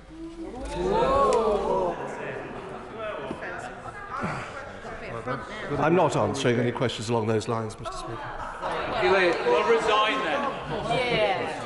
Thank you, Mr. Speaker. Today it appears a number of bill committees will be cancelled on issues of utmost importance, from national security to levelling up, as my honourable friend just raised, and tackling fraud, because there are no ministers to attend them. The Minister says the business of House will continue, but it will not. It obviously is not doing. Committees are being cancelled. In no other workplace would such crucial work go undone. Can the Minister explain why his Prime Minister and why his party think this is acceptable? I'd say to the honourable lady, as I have said before, that when it comes to the legislative business of this House, that is a matter for the Leader of the House of Commons, who holds cabinet position and who is in place, and who is, within a short period of time, due to give his regularly scheduled weekly question and answer session, and she'll be able to take advantage of that in this House. Nick Smith. Mr. Speaker, the Prime Minister has brought his office into disrepute. Our country shouldn't have to put up with him any longer. Will the Prime Minister be leaving Number 10 this weekend? he will need to wait for the Prime Minister's statement later today. Janet Davey. Thank you, Mr. Speaker. The Time reports this morning of Downing Street being like a bunker with gallows humour. This is no surprise, really, given the track record of the Prime Minister. The Prime Minister is now set on staying in post until summer. Now, if this happens, is the Minister concerned about what further damage the Prime Minister will do? The honourable member will need to wait for the Prime Minister's statement later today. I cannot preempt what the Prime Minister's statement will be. Emma Lowbat. Thank you very much, Mr. Speaker. Away from this place, our constituents are waiting for answers from this government. My constituents, Lisa and Mark Rutherford and Caroline Curry, had their precious children taken from them in the Manchester Arena terror attack. Due to archaic legislation, they can't register their deaths. The Justice Department advised an answer on a possible change to this legislation was imminent. Since the government has collapsed, who will give them an answer and when? I'm very sorry to hear of the appalling bereavement suffered by her constituents, and it's an unimaginable loss. And I would like the honourable member to convey my sympathies and the sympathies of the entire government for that. With regard to her question, the functioning of government continues. The civil service supports ministers in place. Ministers are in place to support the functioning of necessary government. That will continue. Dugan. Thank you, Mr. Speaker. Can I point out to the Minister that we do in fact have functioning government within the United Kingdom. We have a functioning government in Edinburgh and we have a functioning government in the Senedd, in Cardiff. And where government does not function across these islands, in Westminster and in Northern Ireland, they have one thing in common, and it's the dead malign hand of this Tory government. So what possible confidence can the people of these islands, the people who want to stay in this broken union and the millions of us who don't, what confidence can we have in who is coming next? Because they all stood by and watched what this Prime Minister did for 6 months or more. It is the Westminster government that represents this country, and the union of the United Kingdom will continue apace, despite his opposition to it. Jill Morrow. Thank you, Mr. Speaker. The Minister praises the civil service while planning to cut 91,000 of them. I echo his praise, but they cannot be expected to cover for the lack of ministers, or for that matter, for the British people's lack of confidence in this dysfunctional government. So, will the Minister say, will the missing ministers be replaced? And does he accept that they are all tainted by the Prime Minister's disgrace, and what is needed is a fresh start? Ministerial appointments are not a matter for me, but the functioning of government will continue apace. Rachel Maskell. Thank you, Mr. Speaker. In 18 minutes' time, I am due to sit on the Levelling Up and Regeneration Bill Committee, as set out on the order paper. The Leader of the House won't be before the Parliament at that point. There are no ministers, there is no Secretary of State, and there is a Prime Minister in office but not in government. So can the Paymaster General let me know if that committee is going ahead in now 17 minutes and when it is due to recommence, if not? I'm unable to answer the honourable member's question. The committees of this House will continue in the normal way of business. Jeff Smith. Thank you, Mr. Speaker. The majority of people who left the government have referred to the Prime Minister's lack of integrity, honour, honesty and competence. They surely can't return to work for such a man, even on a temporary basis. So to get a functioning government, we need a full set of ministers. We need a swift transition. Will he at least convey that message to Number 10 and to his Cabinet colleagues? It is up to each individual to decide how best to serve in government or not, and the functioning of government can and will continue. There are a multitude of ministers and a plethora of items on agendas which will continue to be dealt with the support, as I've said, of the civil service, having spoken this morning, as I've told the House, to the Cabinet Secretary. Jim Shannon. I wasn't here. No. Right. There we are. Minnie.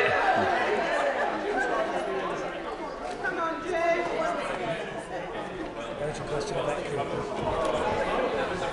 really settled down.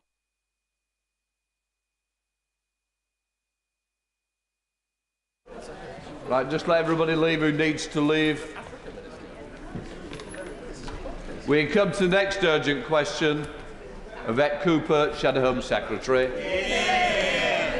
To ask the Minister to make a statement about the meeting between the Prime Minister and the former KGB agent Alexander Lebedev at the height of the Skripal crisis. Minister. Mr. Speaker, Alexander Lebedev is a well-known former KGB officer and also a former owner of the London Evening Standard newspaper.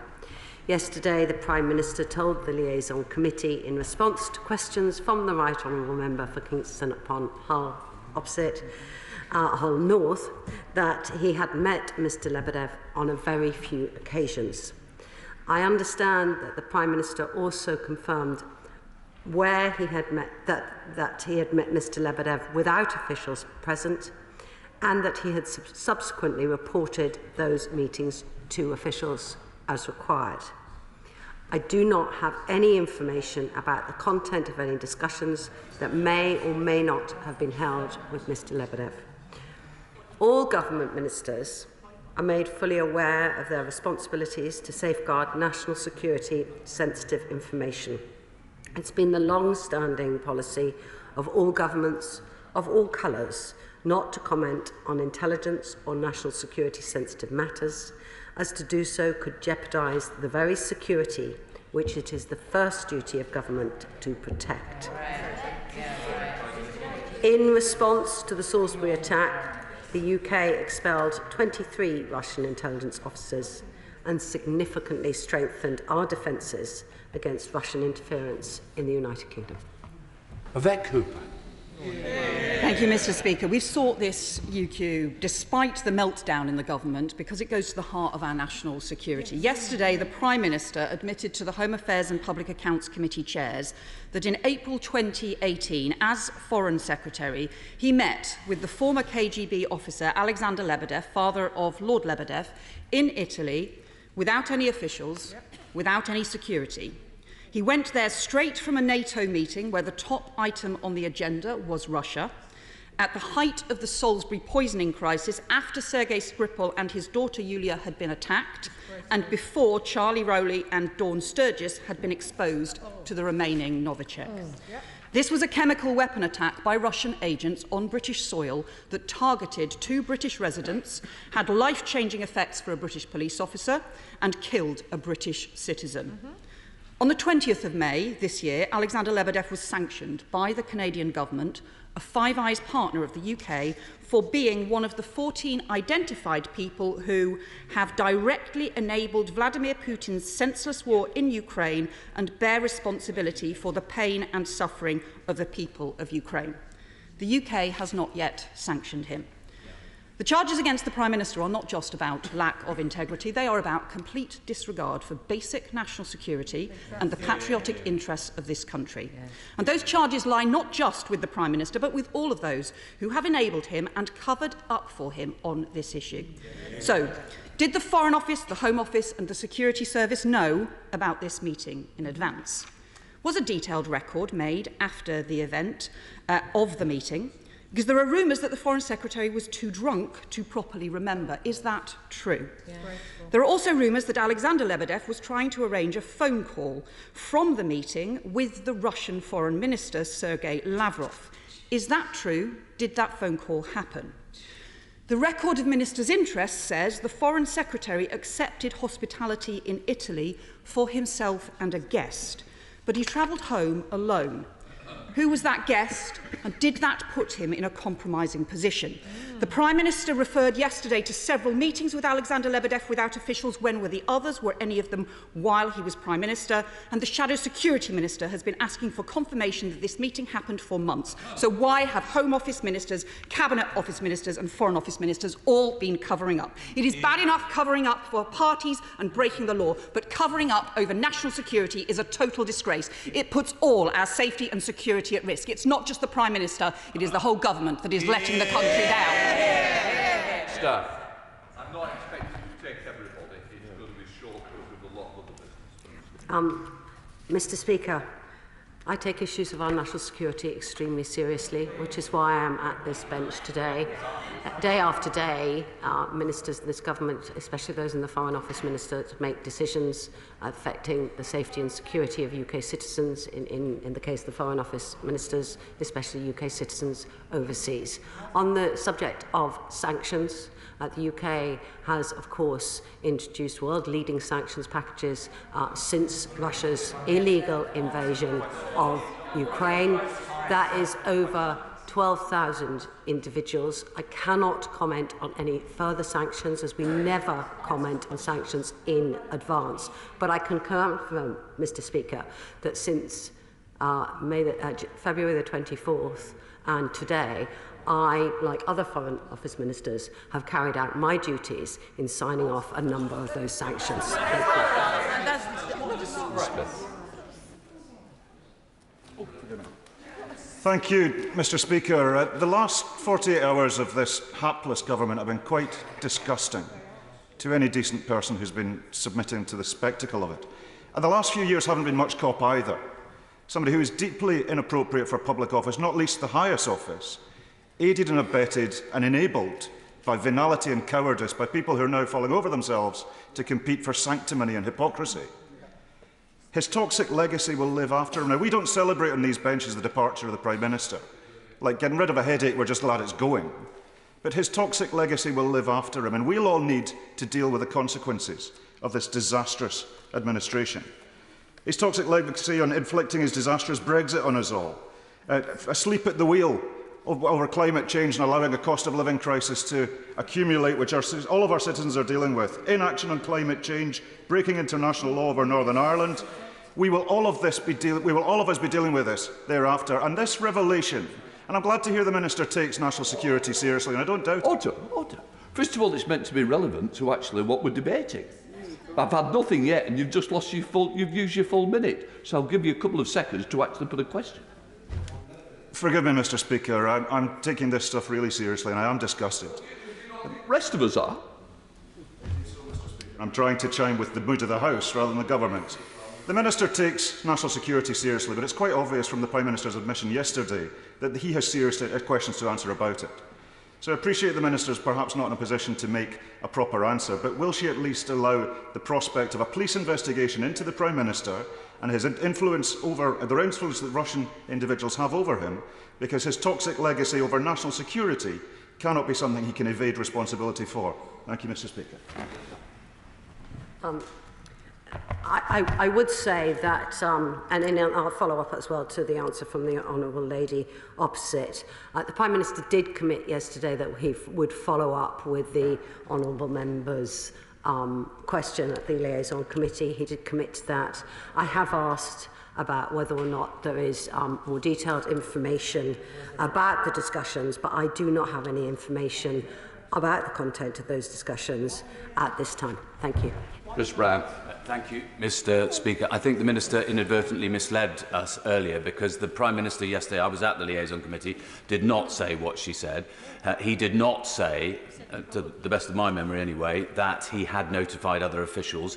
If he had notified other officials, surely, as the Minister would understand, that meeting would have appeared on the list on the transparency records of the Foreign and Commonwealth Office for April 2018, and it is not there. So either she has misled us inadvertently today, or the Prime Minister did so perhaps more deliberately previously. Mr. Speaker, I was obviously not at the Liaison Committee yesterday. I was, as you may know, giving the ministerial statement in order to fast-track the ratification of Finland and Sweden to joining NATO, another measure that is absolutely crucial to the safety and security here, and then later on in the Chamber ensuring that we pass the funding.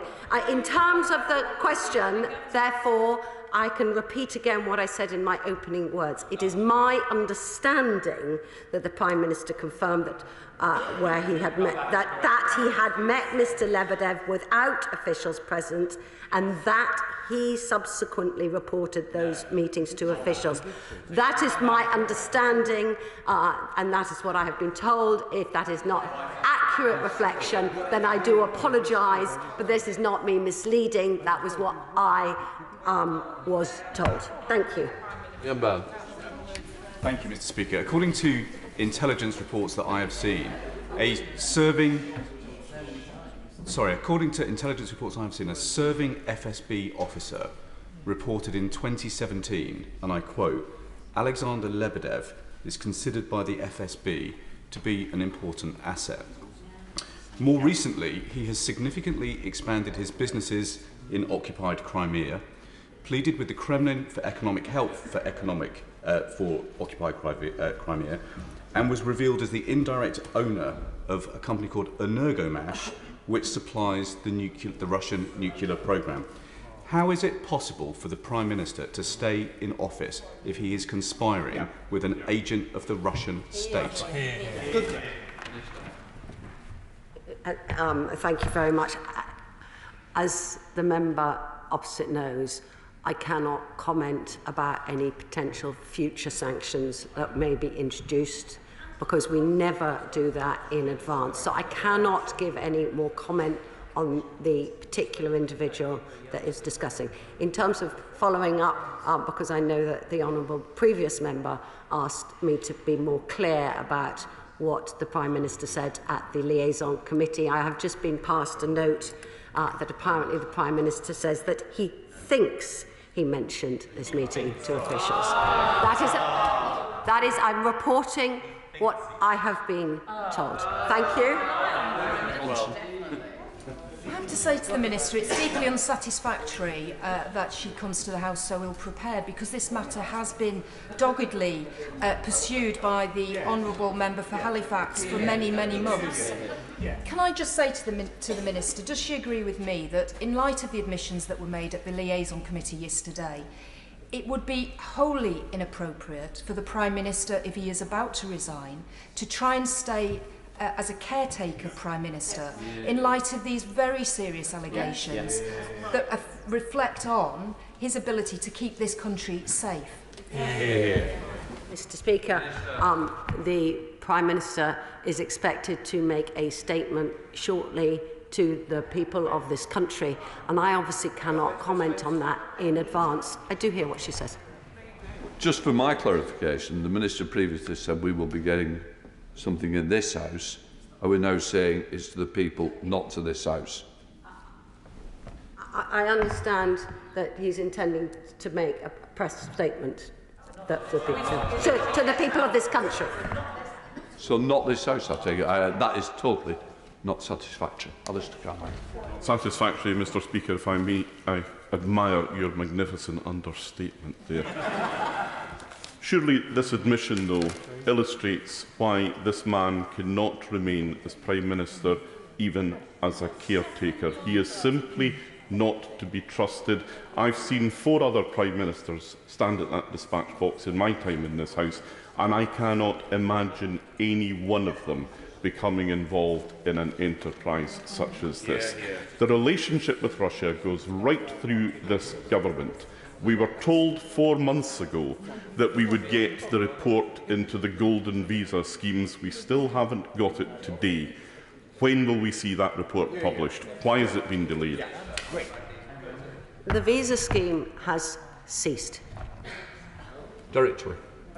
Speaker, Mr. Speaker, it is truly horrifying what we've heard, and deeply, deeply disturbing and worrying that the Prime Minister, then as the Foreign Secretary, met with an agent of Russia. Can I ask the Minister, because I've not actually heard this, would she actually condemn that meeting?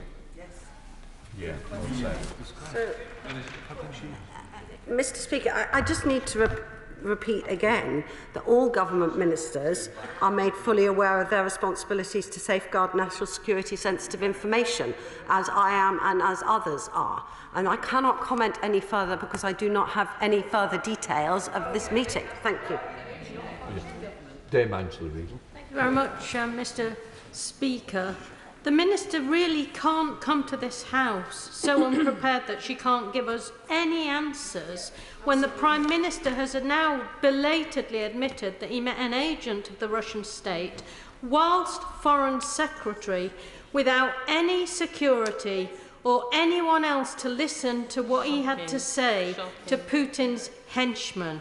She has now got to come to this House properly prepared and tell us why this disgraced Prime Minister has any right to stay in office a second longer, given that he is now a threat, a direct threat to our national security. As I said earlier, I take this national security and the security of our citizens extremely seriously, which is why it is absolutely vital that the government continues to have Foreign Office ministers in place. I have inquired as to whether or not there are further details of the meetings, and these alleged meetings, and I do not have any further details at this time. Thank you. Mr. Speaker, given that the then Foreign Secretary went from the NATO meeting to these meetings, did he have any government papers with him in his possession at the time? And secondly, we know that the Prime Minister has been very careless in the past with his mobile phone number being available in public, I think, for 15 years. Did he have his personal electronic devices with him at the time? And if he did, were they searched and examined by the security services after that meeting? Mr. Speaker, as I have said again, I do not have any further details at this time. I have asked to see if there are further details, but I do not have the details at this time. The Prime Minister, however, has announced that he is stepping down and will be making a statement shortly, as we know. Thank you, Mr. Speaker. Why did it take until yesterday for the Prime Minister to admit that he'd met a KGB agent in secret? Will there be a published report on this matter? Mr. Speaker, he was questioned yesterday and he answered the question yesterday. Today is today. Thank you. Alex Sum. Thank you, Mr. Speaker. As we know, the Prime Minister often goes into meetings, has conversations, and then has a lapse of memory. He had a lapse of memory after the meeting with Alexander Lebedev. Has he now recalled and informed the Minister of the conversation, that meeting? Because it's not just a national security matter, but Alexander Lebedev owns businesses in illegally occupied Crimea, which is Ukrainian, not Russian territory. So it's a matter not just for us, but also for the country of Ukraine. Mr. Speaker, at the time, let us remember that at the time we had this devastating attack against a civilian on UK soil involving chemical weapons. That led to a massive effort by the Foreign Office to coordinate the expulsion of Russian diplomats from embassies all across the world. At this current time, the UK is also working with our allies across the world to counter Russian disinformation and to help remind the people across the world about the brutal and illegal invasion of Russia against Ukraine. In terms of the information that he requests, I do not have any further information at this time. Thank you, Mr. Speaker. Firstly, I hope that in answer to my question and those of my colleagues, where the Minister has said she doesn't have the information at this time, I do hope we will get answers in writing in due course. But my question is, what reassurance can the Minister give us that the Prime Minister has had no meetings with any other KGB agents or other people who pose a threat to our national security? In terms of writing, I understand that at the Liaison Committee yesterday, the Prime Minister committed to follow up in writing with the chair of the Home Affairs Select Committee. So there is a commitment to put information in writing, and that is important. I cannot comment on any other further meetings. Thank you, Mr. Speaker. I don't think the Foreign Minister understands quite how serious this issue is, not only about our own national security, but at this time where Ukraine is defending its own right to its own land, it is completely undermining President Zelensky. So what analysis has her office undertaking to understand the impact of the Prime Minister's secret meetings? So Can I just say that that Russia is a top national security priority for this government. We have made huge strides to counter the threat by the Russian state. The National Security Council agreed the Russia strategy back in 2017. The government has published a full and comprehensive response to the ISC report back in January 2020, implementing a majority of the committee's recommendations. We have closed the Tier 1 visa route, a visa route which indeed was introduced, I believe, by the party opposite. We continue to call out Russian malign activities where they occur across the globe. Thank you. Alison Thoones. Thank you very much, Mr. Speaker. Open Democracy has reported that the Conservative Party has received £62,000 in donations from Russian-linked donors since the current escalation of the conflict in Ukraine began, including a further £50,000 from Lyubov Chernukin, who is married to Putin's former Deputy Finance Minister. Mr. Speaker, we know that money buys influence. What analysis has she done of the influence that buys and where it goes in national security implications? Mr. Speaker, transparency of information about political donations is really important. Only individuals on the UK electoral roll or UK registered companies are allowed to make political donations. It is an offence for political parties and other campaigners to receive donations from impermissible sources, and that includes donations from foreign nationals living abroad. That is the law, and that is the law that all parties, including the Conservative Party, need to uphold. Ian Mans. Well, Mr. Speaker.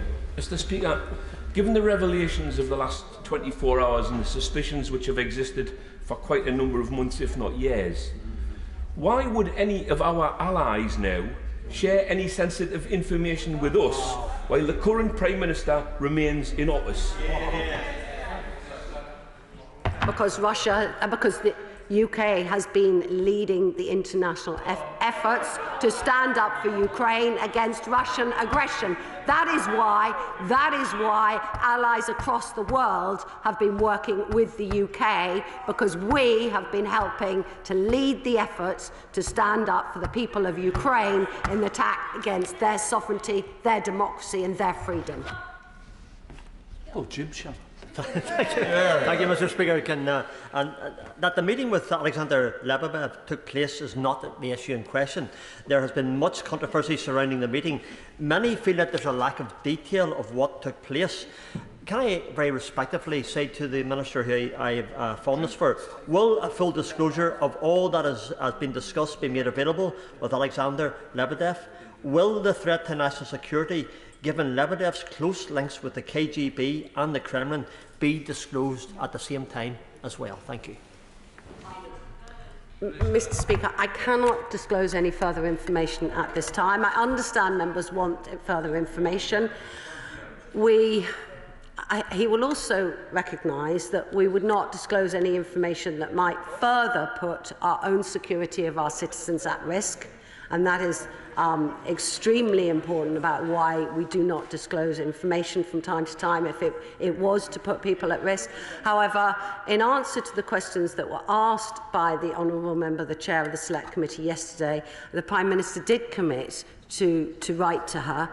She has that commitment from him. He has, of course, said since then that he will be stepping down and is expected to give further information on that. Thank you.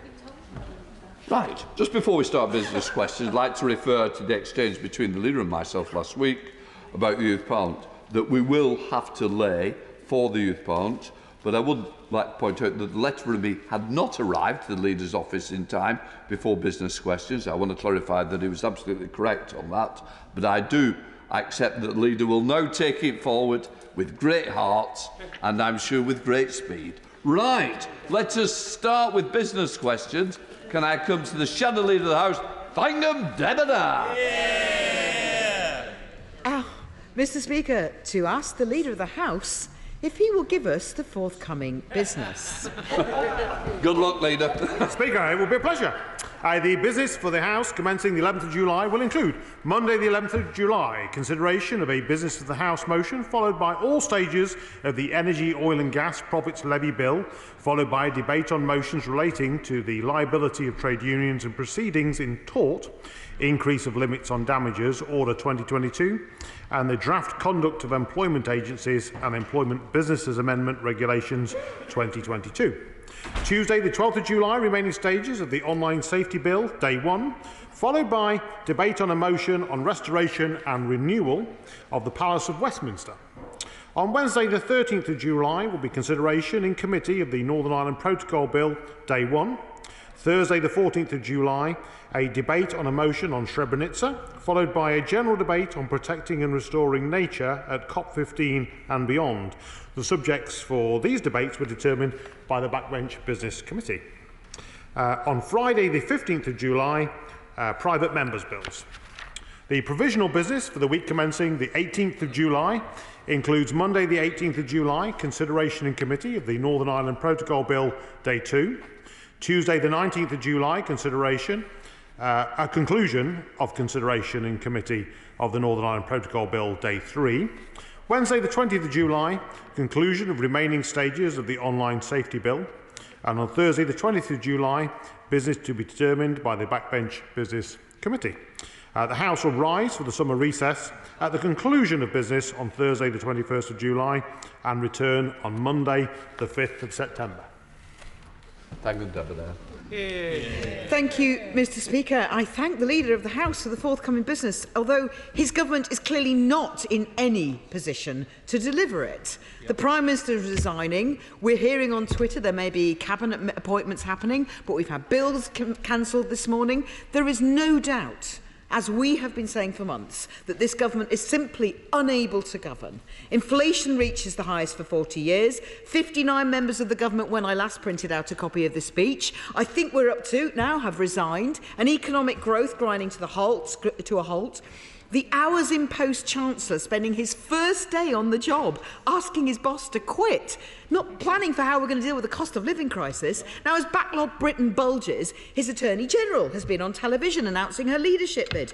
This is far beyond merely a distraction. This is a Tory government paralysed by sleaze and scandal, and with a shameful act of desperation, a Prime Minister dragging the country down with him as he goes, but I'm afraid to say his party has propped him up to do it. Yeah. Even if the Prime Minister is now Prime Minister in name only, and frankly that situation does need to change, there appears to be no one left to drive the work of government forward in Whitehall.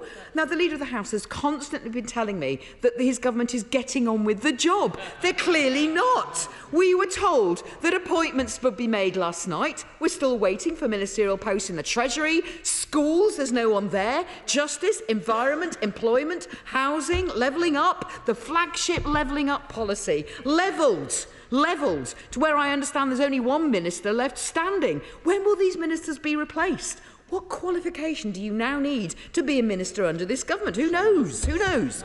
Not just unable to carry out their basic functions in Whitehall, the business of this House can't proceed. And the Right Honourable Gentleman may know that the Paymaster General referred questions about cancelled bill committees to him. So I will ask him, what is happening to today's Levelling Up Bill Committee that should have been going now for, I think, 12 minutes?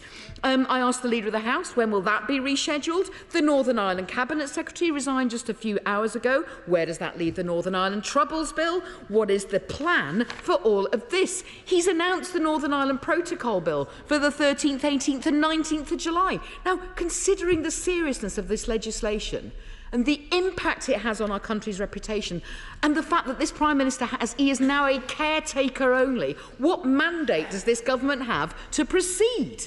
If it's not primary legislation, it's secondary. During the passage of the Building Safety Bill, the Minister admitted there were unresolved issues that needed statutory instruments passing to protect leaseholders. Is there anyone who can sign these SIs?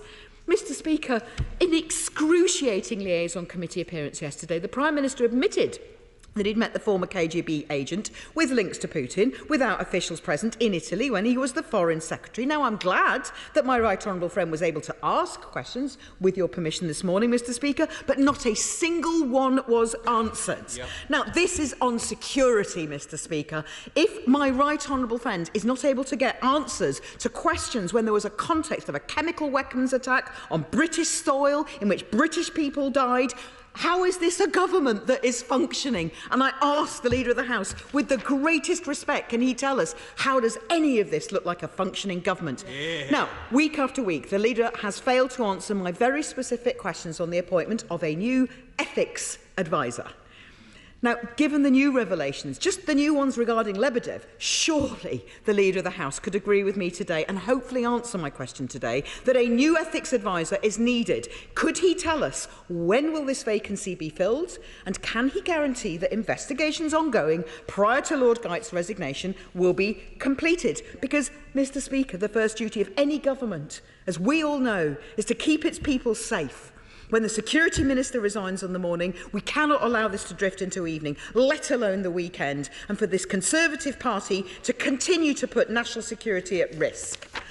Every single Tory MP, every single one, should take a long, hard look in the mirror, ask themselves how we got here with a government that's collapsed before our eyes, putting the British people through an excruciating and dangerous act of desperation, with a caretaker Prime Minister, as my honourable friend has said, is even more dangerous as a caretaker than an actual Prime Minister. I may disagree with the Leader of the House politically, but I have huge respect for his office and for that of the Prime Minister. But, Mr Speaker, they propped him up, they were complicit, they have overseen 12 years of stagnation, declining public services and empty promises. We need a fresh start with the Labour government. Leader.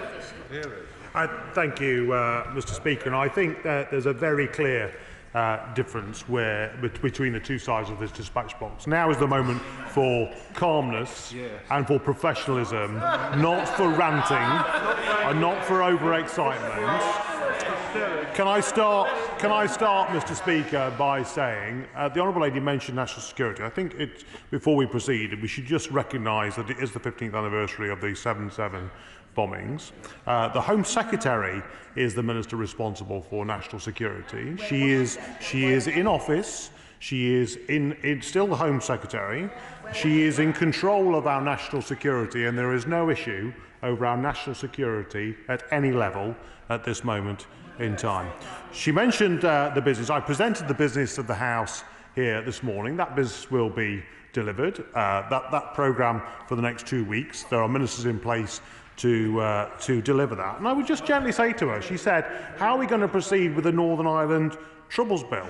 Well, actually, we've concluded the Northern Ireland Troubles Bill in this House, if she paid attention. That bill is now concluded. I would say she's very concerned about legislation. There were only 4 members of the opposition in this House to debate that motion. That's how seriously they take the troubles in Northern Ireland. There were 0 Liberal Democrats. Only 4 of them could be bothered to turn up to debate that. She mentioned Salisbury and the issue over the chemical weapons. She supported a leader of the opposition who wanted to send the evidence back to Russia for them to consider. Just pause for a moment and think about who she supported at that moment in time. And I think we've got. It's all right heckling and saying we've got nothing to say. We're getting on with the business of government in a calm way. There are some bill committees that will not run today, but they'll be back up and running very soon. And she finally finished with Lord Geit. I declare my interest, Mr Speaker, at the beginning of that, in that I'm assured that there are processes in place and those matters will continue to be reviewed and the results of those will come forward very soon. Mr Speaker, as the Leader of the House continues to have confidence in the Prime Minister, my question requires a simple answer. Does the Leader of the House agree with the Prime Minister that if a complaint is raised against a Member of Parliament that is so grave that it triggers an investigation, that that Member of Parliament or Minister should not be promoted or continue on the front bench? So my question to the Leader of the House is simple. Does he agree with the Prime Minister? Leader. Mr. Speaker, I'm not sure how that question is relevant to the business of the House in any way, shape or form, but if the Honourable Lady wanted to apply for an adjournment debate on any matter, she'd be welcome to. Can I just say, those who were late, please don't embarrass me by standing. Can we now come to the SNP spokesperson? We're all waiting for Pete Wishart. And we most certainly can, Mr. Speaker, and thank you ever so much. And he's away, and hasn't the Leader of the House been curiously quiet over the course of the past 24 hours? One of the few Johnson loyalists that was left standing last night, I thought we might have found him chained to the radiator with his beloved Prime Minister in the bunker this morning. But can I reassure him, he's a rank outsider to follow his Prime Minister. I think he's something like 80 to 1 just now to take over for the Prime Minister, but I think that's even a long shot even for him. But what a mess they have made of this. This is a Prime Minister who can't even leave the scene without almost burning the house down. He's the first Prime Minister in history who, when receiving that tap on the shoulder from the men in grey suits, told them to go and get stuffed. Surely there is no way on earth that he can remain in a position as any sort of caretaker, particularly with all the big issues that we have to consider and address as we go through the summer period. He's more an undertaker than a caretaker. And what a joke, can I say to the Leader of the House, of a business statement this is, with a government at half capacity. There's barely enough ministers to respond to debates and to answer the questions, and business has been cancelled for the rest of the day. What happens to all these vacant positions? Will they all now return to the post? Does the Levelling Up Secretary now get his job back? And, Mr. Speaker, we need to debate this Prime Minister's legacy, because he will go down in history as one of the worst Prime Ministers in history at one of the worst possible times. In just 3 years, he's managed to decimate our international reputation, our economy and our democracy. He will be the 4th Prime Minister in 6 years. Maybe the problem isn't quite with whoever leads the shower over there. And people ask us, why do we want independence for Scotland? Well, I'm not asking that this morning. Independence would mean we would never get another Prime Minister who we never voted like him ever again. And isn't it funny, the man that's trashed so much of the democracy in the UK, one of his last acts was to write to our First Minister to try and deny democracy to our nation. He's now gone, Scotland will soon be gone too. Well, Mr. Speaker, once again, there was not much in there that was relevant to the business of the House, but we await the Prime Minister's statement this afternoon. I can assure the honourable gentleman that vacant positions will be refilled as the reshuffle progresses today and tomorrow, and the government will continue to function in a professional way and deliver for the people of the United Kingdom. Andrew Selous.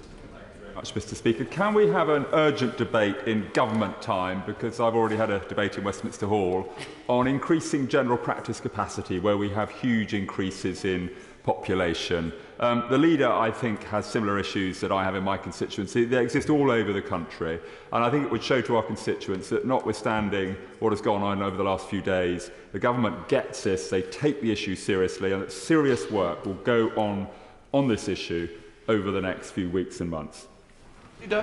Well, thank you, Mr. Speaker. And can I pay tribute to my honourable friend who's done a lot of work on this matter, and pay tribute to his leadership on this. He'll be aware that we are investing £1.5 billion to create an extra 50 million GP appointments by 2024. We want people to feel confident that when they have a problem, they can see a GP face to face, but I think it is something which is worthy of further debate, and I know my honourable friend will continue to press. I would encourage him to seek a debate in this House.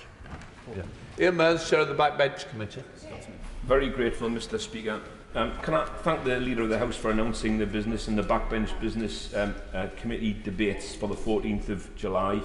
And can I also give the House notice that on the 21st of July, which has been allocated to the committee, that it would be our proposal in the first half of the day to have a debate on United Kingdom sanctions for human rights abuses and corruption. And Mr. Speaker, for quite a few years, the final Thursday before the summer recess has been a time which, when allowed, has been allocated to a debate on matters to be raised before the forthcoming summer adjournment. And the committee has agreed that it would be a fitting tribute to name this debate after Sir David Amess, who was truly taken from us last October. So our proposal is that this tribute would see the debate renamed the Sir David Amess Summer Adjournment Debate. Sir David was renowned amongst our colleagues for his regular appearances at our committee and his impressive contributions to pre-recess adjournment debates. So, Mr Speaker, the Backbench Business Committee would like to honour his memory by naming the debate after him. I've raised this matter briefly in the House after Sir David's loss and had the support of the then Leader of the House. And, Mr Speaker, I've written to the Chair of the Procedure Committee, to yourself and to the Leader to this effect.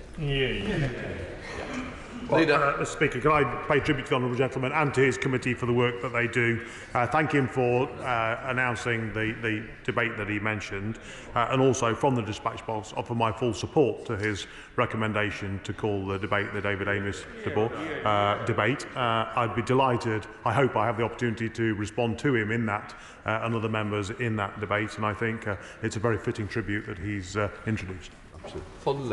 Thank you, Mr Speaker. I know this may seem very mundane given the drama that's happening around us, but it's very important to my constituents.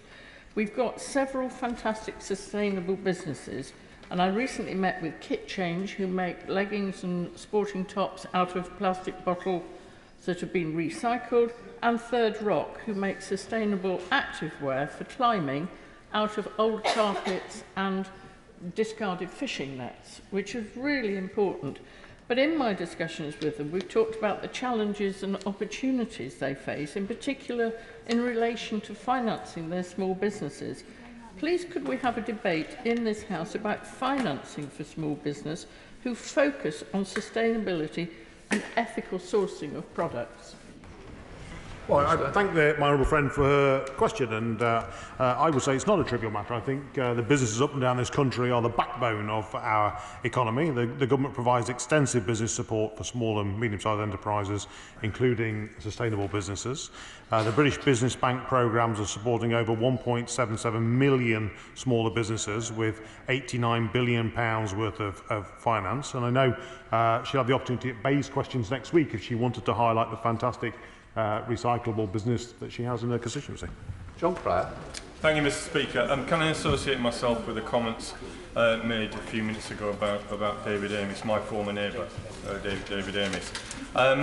One of the many consequences of rising energy prices is that hundreds of swimming pools in this country face closure in the next few months. This has been raised this morning under DCMS questions, but it's not technically really a question for the Culture, Media and Sport Department. It's more Treasury and Energy.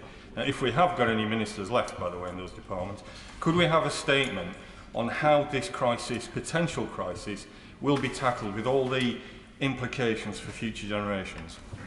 Leader. Well, I thank the honourable gentleman for his question. It is a very important one. I have swimming pools in my own constituency that are struggling with the rising cost of global energy. It's something that the government understands and takes very seriously. That's why we've poured billions of pounds in of support. I hope the local authorities can find it in their within their means to help and support those swimming pools that are under pressure, but there may be the opportunity at Bay's questions under the energy portfolio to raise that next week at Bay's questions. Mr Speaker, the 7th of July remains a very painful day for many Londoners. It's 17 years since 52 of them were murdered in London. 5 of those victims were actually people who had direct connections with Hendon, and include one of them, Anthony Fattier Williams, walked past me just 2 hours before his death. But, Mr Speaker, my constituent, 9-year-old Precious, has a neurodegenerative disease resulting in complex health conditions, including scoliosis. Her medical team have advised that she needs an operation to insert maggot rods into her spine to correct this. The use of these rods was suspended in 2020 due to safety concerns. However, their use has now been cleared for procedures in places including the United States and other countries, as a modified version has been implemented. Precious's family and the spinal team at Great Ormond Street have been waiting for over 6 months for the MHRA's approval. Can we have a minister come to the dispatch box and update us on the progress of approving this desperately needed technology for my constituent?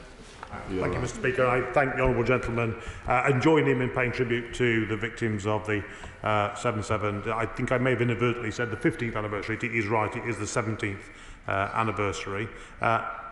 Just turning to Precious, I'm sure that the whole House sends our best wishes to Precious, and I can assure the honourable gentleman that the Medicines and Healthcare Products Regulatory Agency are taking this matter very seriously. I understand he has written to the MHRA's Chief Executive, and they will be providing a full written response in due course. Session Lerman. Thank you, Mr. Speaker. I associate myself with the Leader of the House remarks on the 17th anniversary of the 7/7 bombings and remembering the 52 victims who died. And just a reminder that London will never be cowed by terrorism. At a time when we need stability across the government, we are seeing that the Minister for Policing has been appointed to another role. The fact that the Met Police, along with 6 other police forces, are in special measures does not give my constituents in Vauxhall the confidence that this government is stable. Can the Leader of the House please outline when we will get a reappointment in that important post? The House. Well, I thank the Honourable Lady for her question and for her comments about 7/7 and recognise the cross-party support on matters of national security. I can assure her that a reshuffle is taking place, is my understanding, that that's a very important role and will be filled very soon, and I'm sure then she'll be able to question the new Minister in due course. Bob Blackman. Thank you, Mr Deputy Speaker. Of course, as we commemorate the terrorist attacks on London, people should remember that the day before was a day of great joy, when London had been awarded the Olympics, and it was then tinged with sadness because of the terrorist atrocities that took place the following day. Over the course of the pandemic, the Department for Transport have continued to bail out Transport for London to cover the cost of the loss of income on fares. However, the Department have refused, quite rightly, to cover the cost of the Mayor of London not doing what he should have done in dealing with TfL's finances. Now, the current deal, Mr Deputy Speaker, runs out, I believe, next weekend.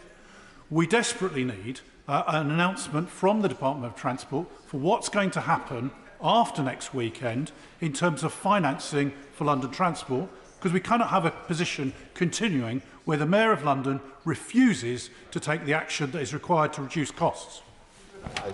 Well, I thank my honourable friend for his question and recognise that the challenge that Londoners will face if that transport system does not operate. He's right to draw attention to the amount of support that the government has offered, and he's also right to hold the Mayor of London to account. I will pass on his comments directly to the Secretary of State, but I hope that the London Mayor will take firm action, get a grip of transport for London and not rely upon the cash from the government that he's requesting. Chris Bryant. Thank you, Mr Deputy Speaker. All of the events of today sort of started with the Prime Minister throwing the kitchen sink at trying to preserve Owen Paterson in post, which of course the Leader of the House was instrumental in as well. The Standards Committee has produced a new code of conduct. It's ready to go. We've published it. We've also published a new procedural protocol, which would put in place, although there has been a sort of form of appeal in the past, a formal appeal through the independent expert panel, which is chaired by High Court Judge Sir Stephen Irwin. We can't use that, including for new cases, unless the government tables the motions, and I had hoped that we'd be doing that before the summer recess. I would urge him to think again about the last week and whether there's a means of us doing it before the summer recess, because otherwise there's a real danger that we'll be in legal jeopardy because we won't know how to deal with an individual case that might come along, which might be just as serious as that of Owen Paterson. Well, I thank the honourable gentleman for the work that he's done and for the work of the committee. We had the final reports, I think, late last week, which the government is now considering. I know he's very keen to move forward, as is the government. I don't think it will be possible to have that debate before the summer recess, but what I'm happy to do is sit down with him at some point over the next week or to try and arrange a time which we can plan our way forward. Daniel Kaczynski. Thank you, Mr Deputy Speaker. This year alone, my right honourable friend will know that we're spending nearly £190 billion of taxpayers' money on the NHS. Spending on the health service is increasing every year as a percentage of overall government spending.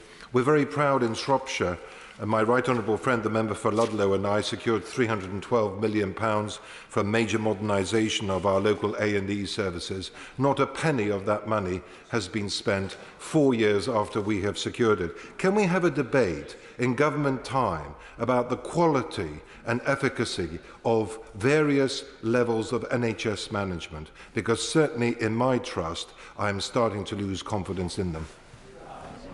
Well, I thank my honourable friend for his question and pay tribute to the work that he does holding local health authorities to account in Shropshire. He'll be aware that the government has introduced a £39 billion package through the Health and Social Care levy. That is a huge investment in our health services, but he is right to highlight that also has to go hand in hand with reform and restructure to make sure that that taxpayers' money is invested properly and is spent efficiently. Harry Sherman. Mr Deputy Speaker, can I ask the Leader of the House if he will, of course he knows more about what's been going on in Number 10 and in the government than anyone else, but will he take seriously the fact this is a national crisis and a national emergency, and perhaps pro tem, just for the next 2 weeks and through the recess, there should be some serious cooperation between the opposition and the government front benches in order to serve the national purpose. And would he also, and I don't know, Mr Deputy Speaker, how we do this, when dear David was killed and when Joe was killed, I had the assurance that their families would be well looked after. Evidence has come to me that that isn't the case. Could we have a proper way of finding out how we look after the families of victims killed when they're doing their job as parliamentarians? Because what I've heard recently is not very, reflects very poorly on this House. The House. Well, I thank him for his question. I'm more than happy to pursue that away from the dispatch box if he wants to raise that with me privately and send me the information that he's in possession of. I think clearly there is a responsibility for us to look after families of those people who sadly were murdered brutally. I think it's also worth just reaffirming that there are support mechanisms out there for security, and I know through the Speaker's office and through the security services within the House of Commons, if any members are concerned about their own security or that of their family, there is support out there.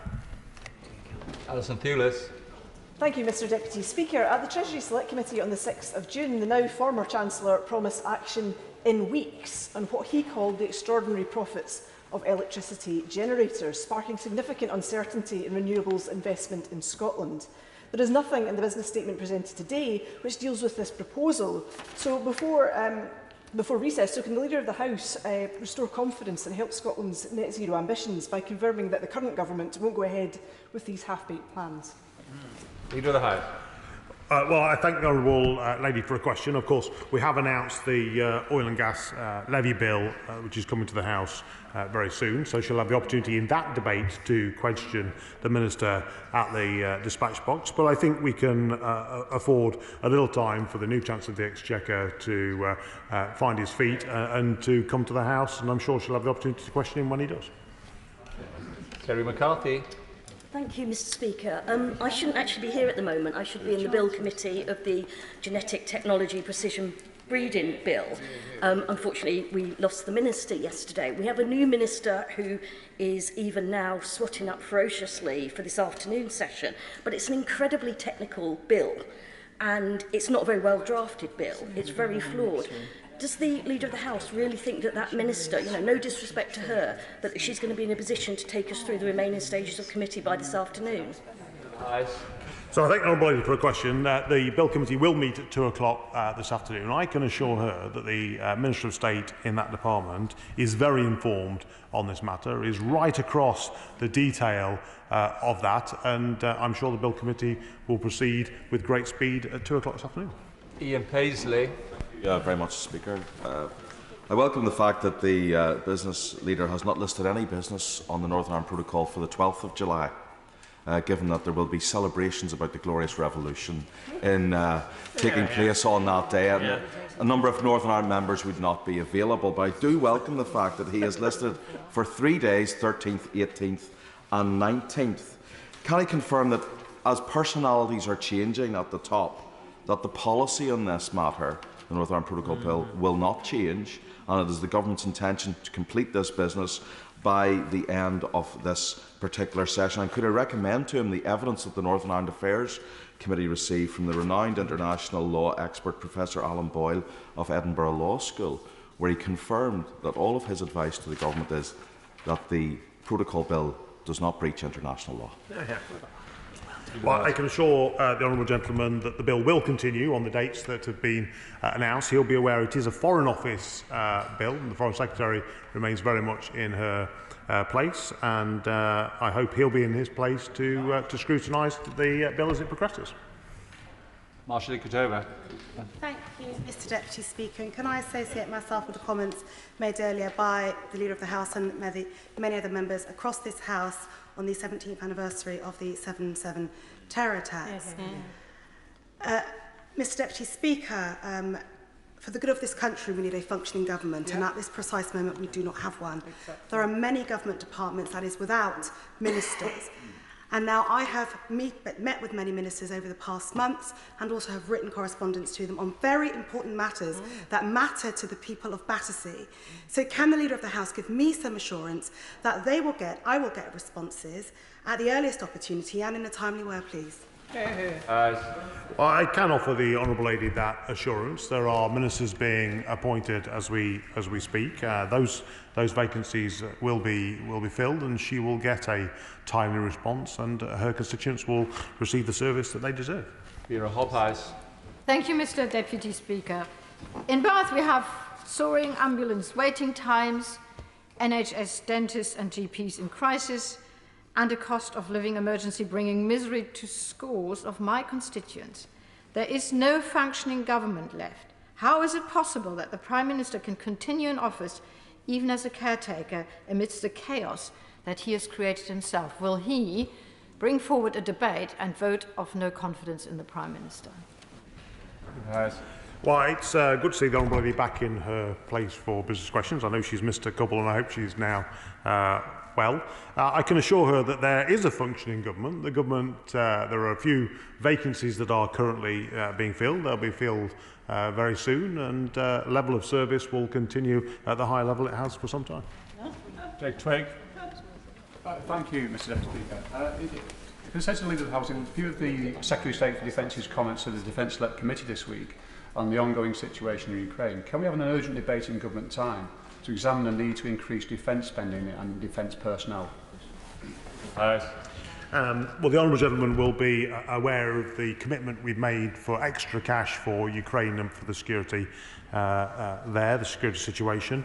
I hope he would recognise that that warfare is changing, and that the requirements of the MOD have changed over the last few decades, and that's why the MOD are reviewing what their requirements are. We have a Secretary of State currently who's very much across his brief and is very much in place and will remain so for the near future. Stephen Doughty.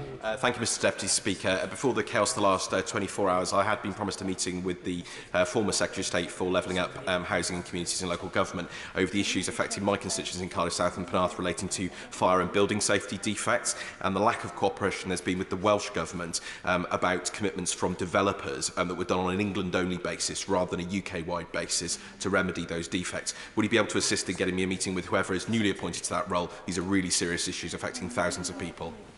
Well, I don't know if the honourable gentleman is aware, but the member for Tunbridge Wells has been appointed to that Secretary of State role. I shall pass on his comments directly to him and make sure that we can arrange a meeting for him with the department as soon as possible.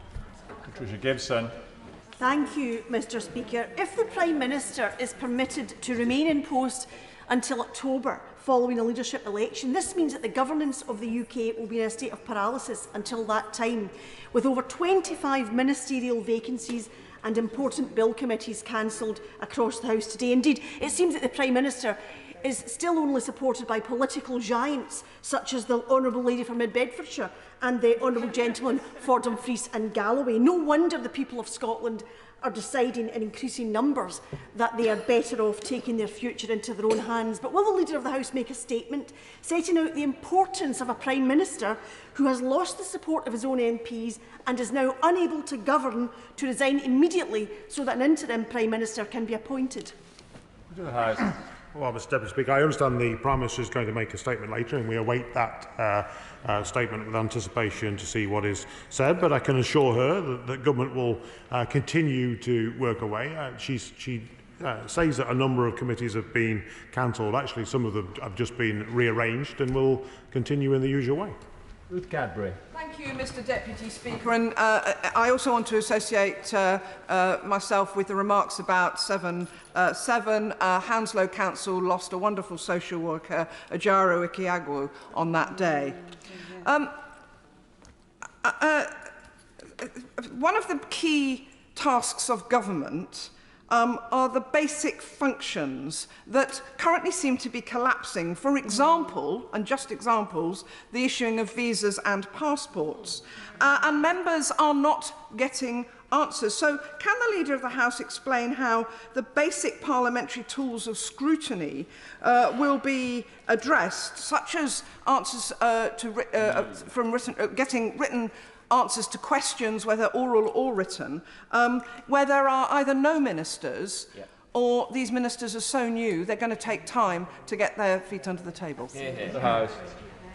Well, the Honourable Lady will be aware that those ministers, where there is a vacancy, those ministers will be appointed very soon, that the function of those departments will be up and running very quickly. And I can assure her that there are many talented people on the benches behind me that will be able to take up those roles. Well, they're probably all waiting by their phones, but I can assure her that once they're in place, they'll be ready to give her the level of service that she requires.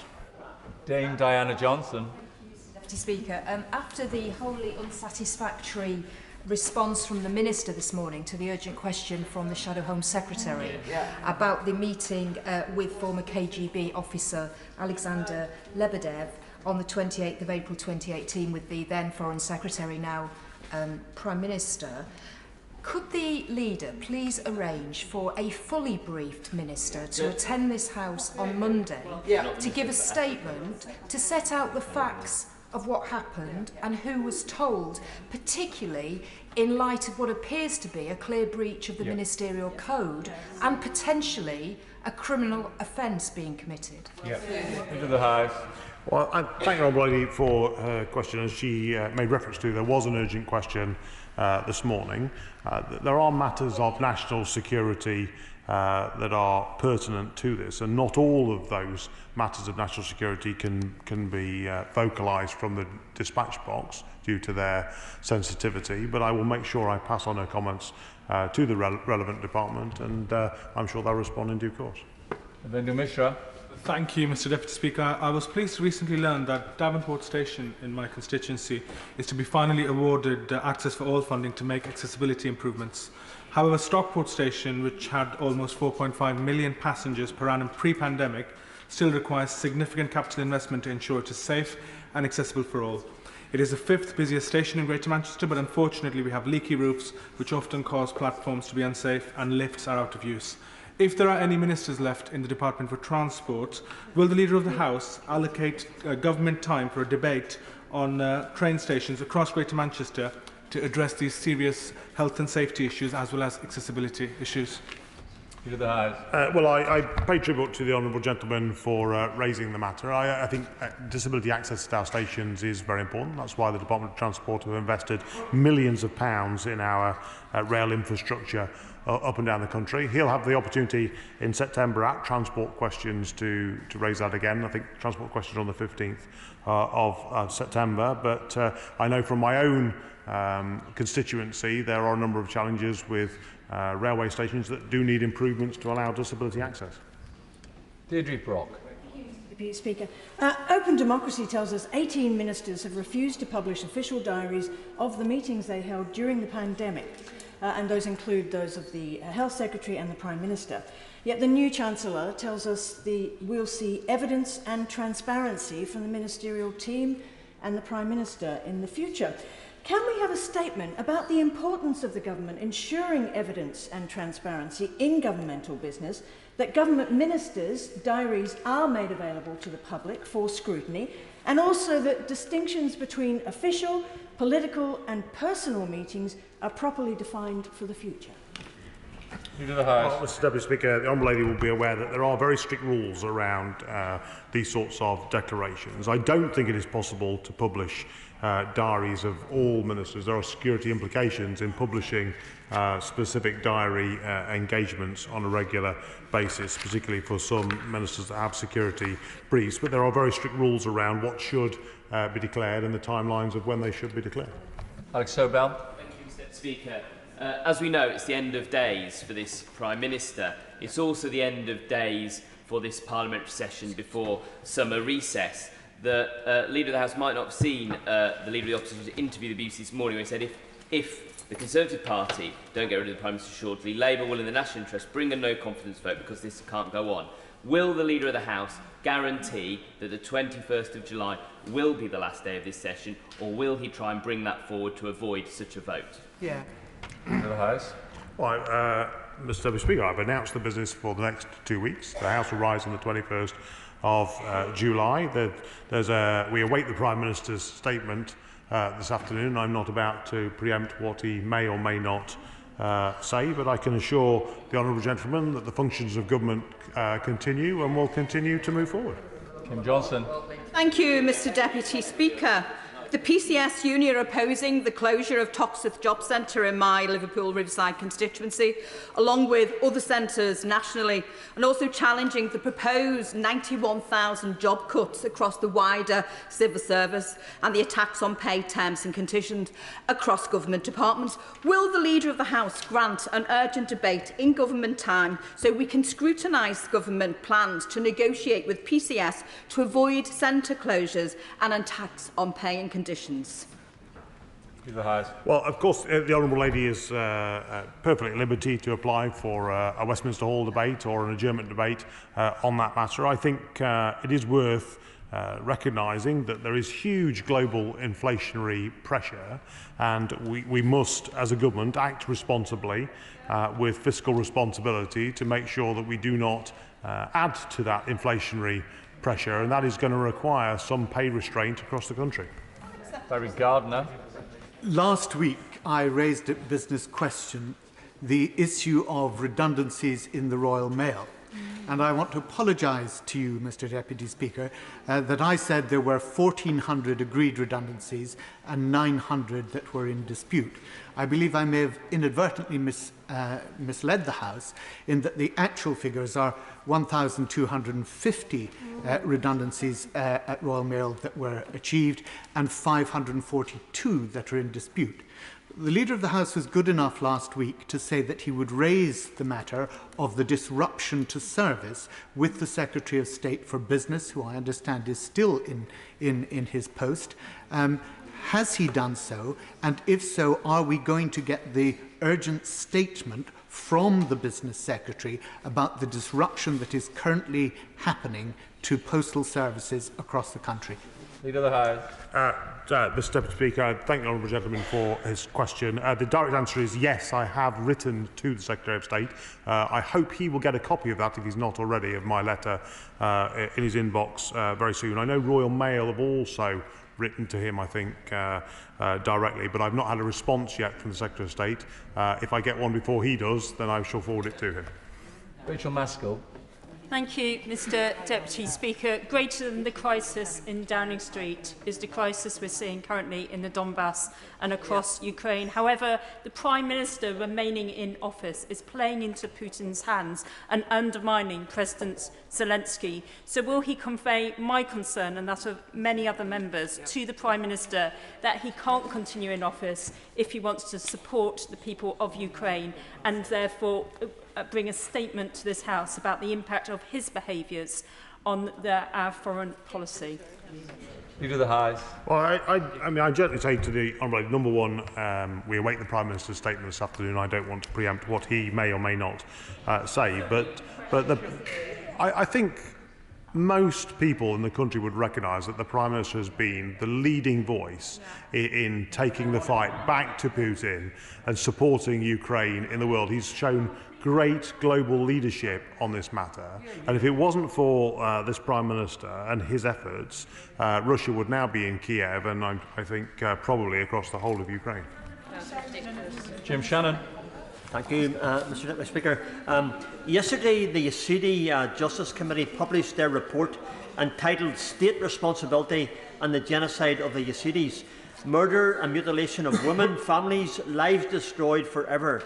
It is undoubtedly, Mr Deputy Speaker, difficult reading. This report highlighted the duty of governments to prevent genocide occurring when a high risk has been identified. Given the situation in Afghanistan and the current threats to the Hazaras, I believe it's time to debate approaches on how the United Kingdom can help prevent future genocides. I ask the Leader of the House, I do it every week because I believe these are important issues to raise in this House. Will the Leader of the House make time for a debate on this very, very important matter? Thank you so much. Leader of the House. Well, I thank the Honourable Gentleman for his question. I've not had the opportunity to read the report, and it does sound quite a harrowing report to read. He is a true champion of religious freedom around the world, but it's something that the government does take very seriously. I shall make sure I pass on his comments to the Foreign Secretary, who I know shares his level of concern about the terrible actions around the world that some states commit. Helen Morgan. Thank you, Mr Deputy Speaker. Since my election, I've been campaigning on the issue of ambulance response times in Shropshire, and as a result of that campaign, local health leaders have been preparing for a visit from the Minister in the coming weeks to see how they've been doing to improve that situation. My understanding is that the Minister resigned yesterday evening, and so now that visit is on hold or postponed or maybe even cancelled. I'd like to ask the Leader of the House if he can bring a debate in government time on the national ambulance situation, because people are dying avoidable deaths, not only in North Shropshire but across the House, and it's time we saw the government get a grip of this across the whole country. Leader of the House. Well, the Honourable Lady will have the opportunity at Health Questions on the 19th of July to question Secretary of State directly, but I hope she will recognise the huge investment that's been put into our health services up and down the country by this government. Ambulance waiting times are something that I know the government is working hard to improve on and to support her constituents and those across the whole of Shropshire. Before I do that, can I thank the Leader of the House for his statement today on what has clearly been a very busy day for him and responding to questions for over 3/4 of an hour. So thank you very much. Point of order, Angela Eagle. Point of order. Thank you very much, Mr Deputy Speaker. We've had two statements today where ministers have come to the dispatch box and told us that they have no knowledge of the things they're meant to be answering UQs on. This is completely undermining the point of having UQs. Certainly, Mr Speaker, when I was a government minister, we wouldn't have thought of coming into the House of Commons and merely saying, oh, I don't know, nobody's told me, I don't know what the information is. Could I ask you, Mr Deputy Speaker, I know that the Chair doesn't have any say on the content of ministerial responses, but this does seem to be a sinking of standards to such an extent that it's causing UQs to become a laughingstock, and this cannot surely be right for accountability of government ministers to this place. I'd like to thank Dame Angela for her point of order, and as she has stated, it's not the responsibility of the Chair for either the contents of responses or indeed who gives that response. I suspect the only thing I can say is we live in interesting and exceptional times over the last 48 hours, but I'm sure the Treasury bench will have heard exactly what she has said and will get that through to the relevant government departments. Thank you very much.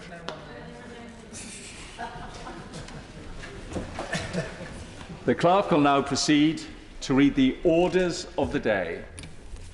Supply and Appropriation Main Estimates Bill, second reading. Now. Minister to move formally. The question is that the bill be now ready second time. As many as of that opinion say aye. Aye. And you know, I think the ayes have it. The ayes have it. That being decided, the question is that the bill be now read the third time. As many of that opinion say aye? Aye. Contrary, no. I think the ayes have it. The ayes have it. We now come to the backbench motion on economic crime law enforcement resourcing, and I call Kevin Hollenrake to move the motion. Thank you, Mr Deputy Speaker, and to the Backbench Business Committee for granting this very important debate. And my honourable friend, the member for Barking, who is also working very closely with us together on this particular issue. Too often in this place we talk lots about legislation and not often enough about implementation. And if you look at the motion itself, the economic crime cost the UK economy at least 290 billion a year, and probably a lot more than that, a lot more than that. Our agencies are significantly under-resourced and very fragmented. And I'd like to say that things are going to get better. Actually, I think they're going to get much worse. And that's not being a criticism of the government or any of our agencies, although there are criticisms to be levelled. But the reality is things are moving so quickly in this space, in the ability of organised criminals to move money around, and these are people who deal drugs, these are people who traffic people across continents, these are people who fund terrorism, these are people who steal assets from foreign jurisdictions and foreign nations. I mean, it's just set out an example of how easy this is becoming. And these are all the same instances of running through one platform, a hackers group called Lazarus, which is actually effectively a state-funded agency for North Korea, which funds the North Korean weapons program. Hydra, which is a dark net drug dealing network. Grand Effects, which is run by organised criminals. Russian government agencies. The thing they have all got in common is they used a crypto exchange platform called Binance, run by a guy, set up by a guy called Chen Peng Zhao. Between 2017 and 2021, this is an investigation by Reuters about how those organisations used Binance to move money around, totally anonymously.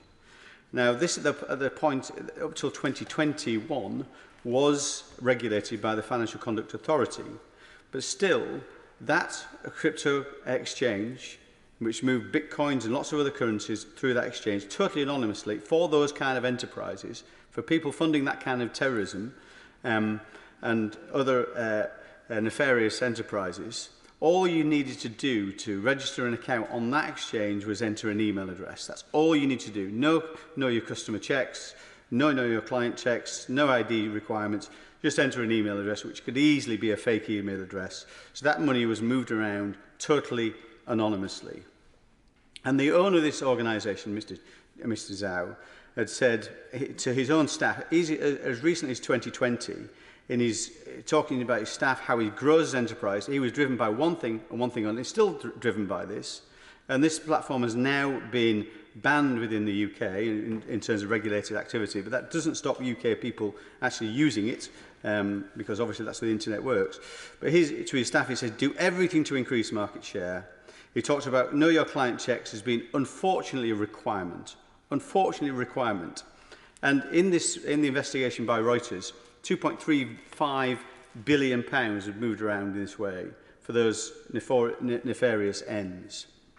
And this is just scratching the surface. A couple of £1 billion when we know the amount of money just washing through the UK is in the hundreds of billions of pounds. And the UK plays a key role in this, and it's a role we must acknowledge and we must take responsibility for clamping down on. But we're getting nowhere near that at the moment, Mr. Deputy Speaker. What we know in terms of economic crime is that 40% roughly of our crime now is economic crime, yet only 0.8% of our resources in terms of man-hours is dedicated to the tackling of economic crime. So there's huge disparity. 290 billion a year as a conservative estimate, I think it is fair to say, which represents about 14.5% of our GDP across the UK economy. Yet, in terms of the application of resources, adds up to 0.04% of GDP. So it's a massive gulf in terms of the cost to society, the cost of this nation, and cost in many ways, not just financial cost, of course. It is, as I say, it is drug dealing, people trafficking, all the things we're trying to tackle. And yet the money's going out through the back door to all these illegal enterprises. We know Action Fraud reports and the impacts on individuals. As constituency MPs, I think we all deal with individuals who have had money stolen from their accounts through things like authorised push payment fraud. And that adds, actually, according to Action Fraud's figures, and that's not the most fit-for-purpose organisation on this planet. Anybody who's used that knows that just goes into a black hole. That's what the Action Fraud is. It's going to be revised, but again, just changing the name of something doesn't make it work. I think that's £2.35 billion a year goes in that kind of small-scale fraud, which damages directly our constituents and small businesses. According to...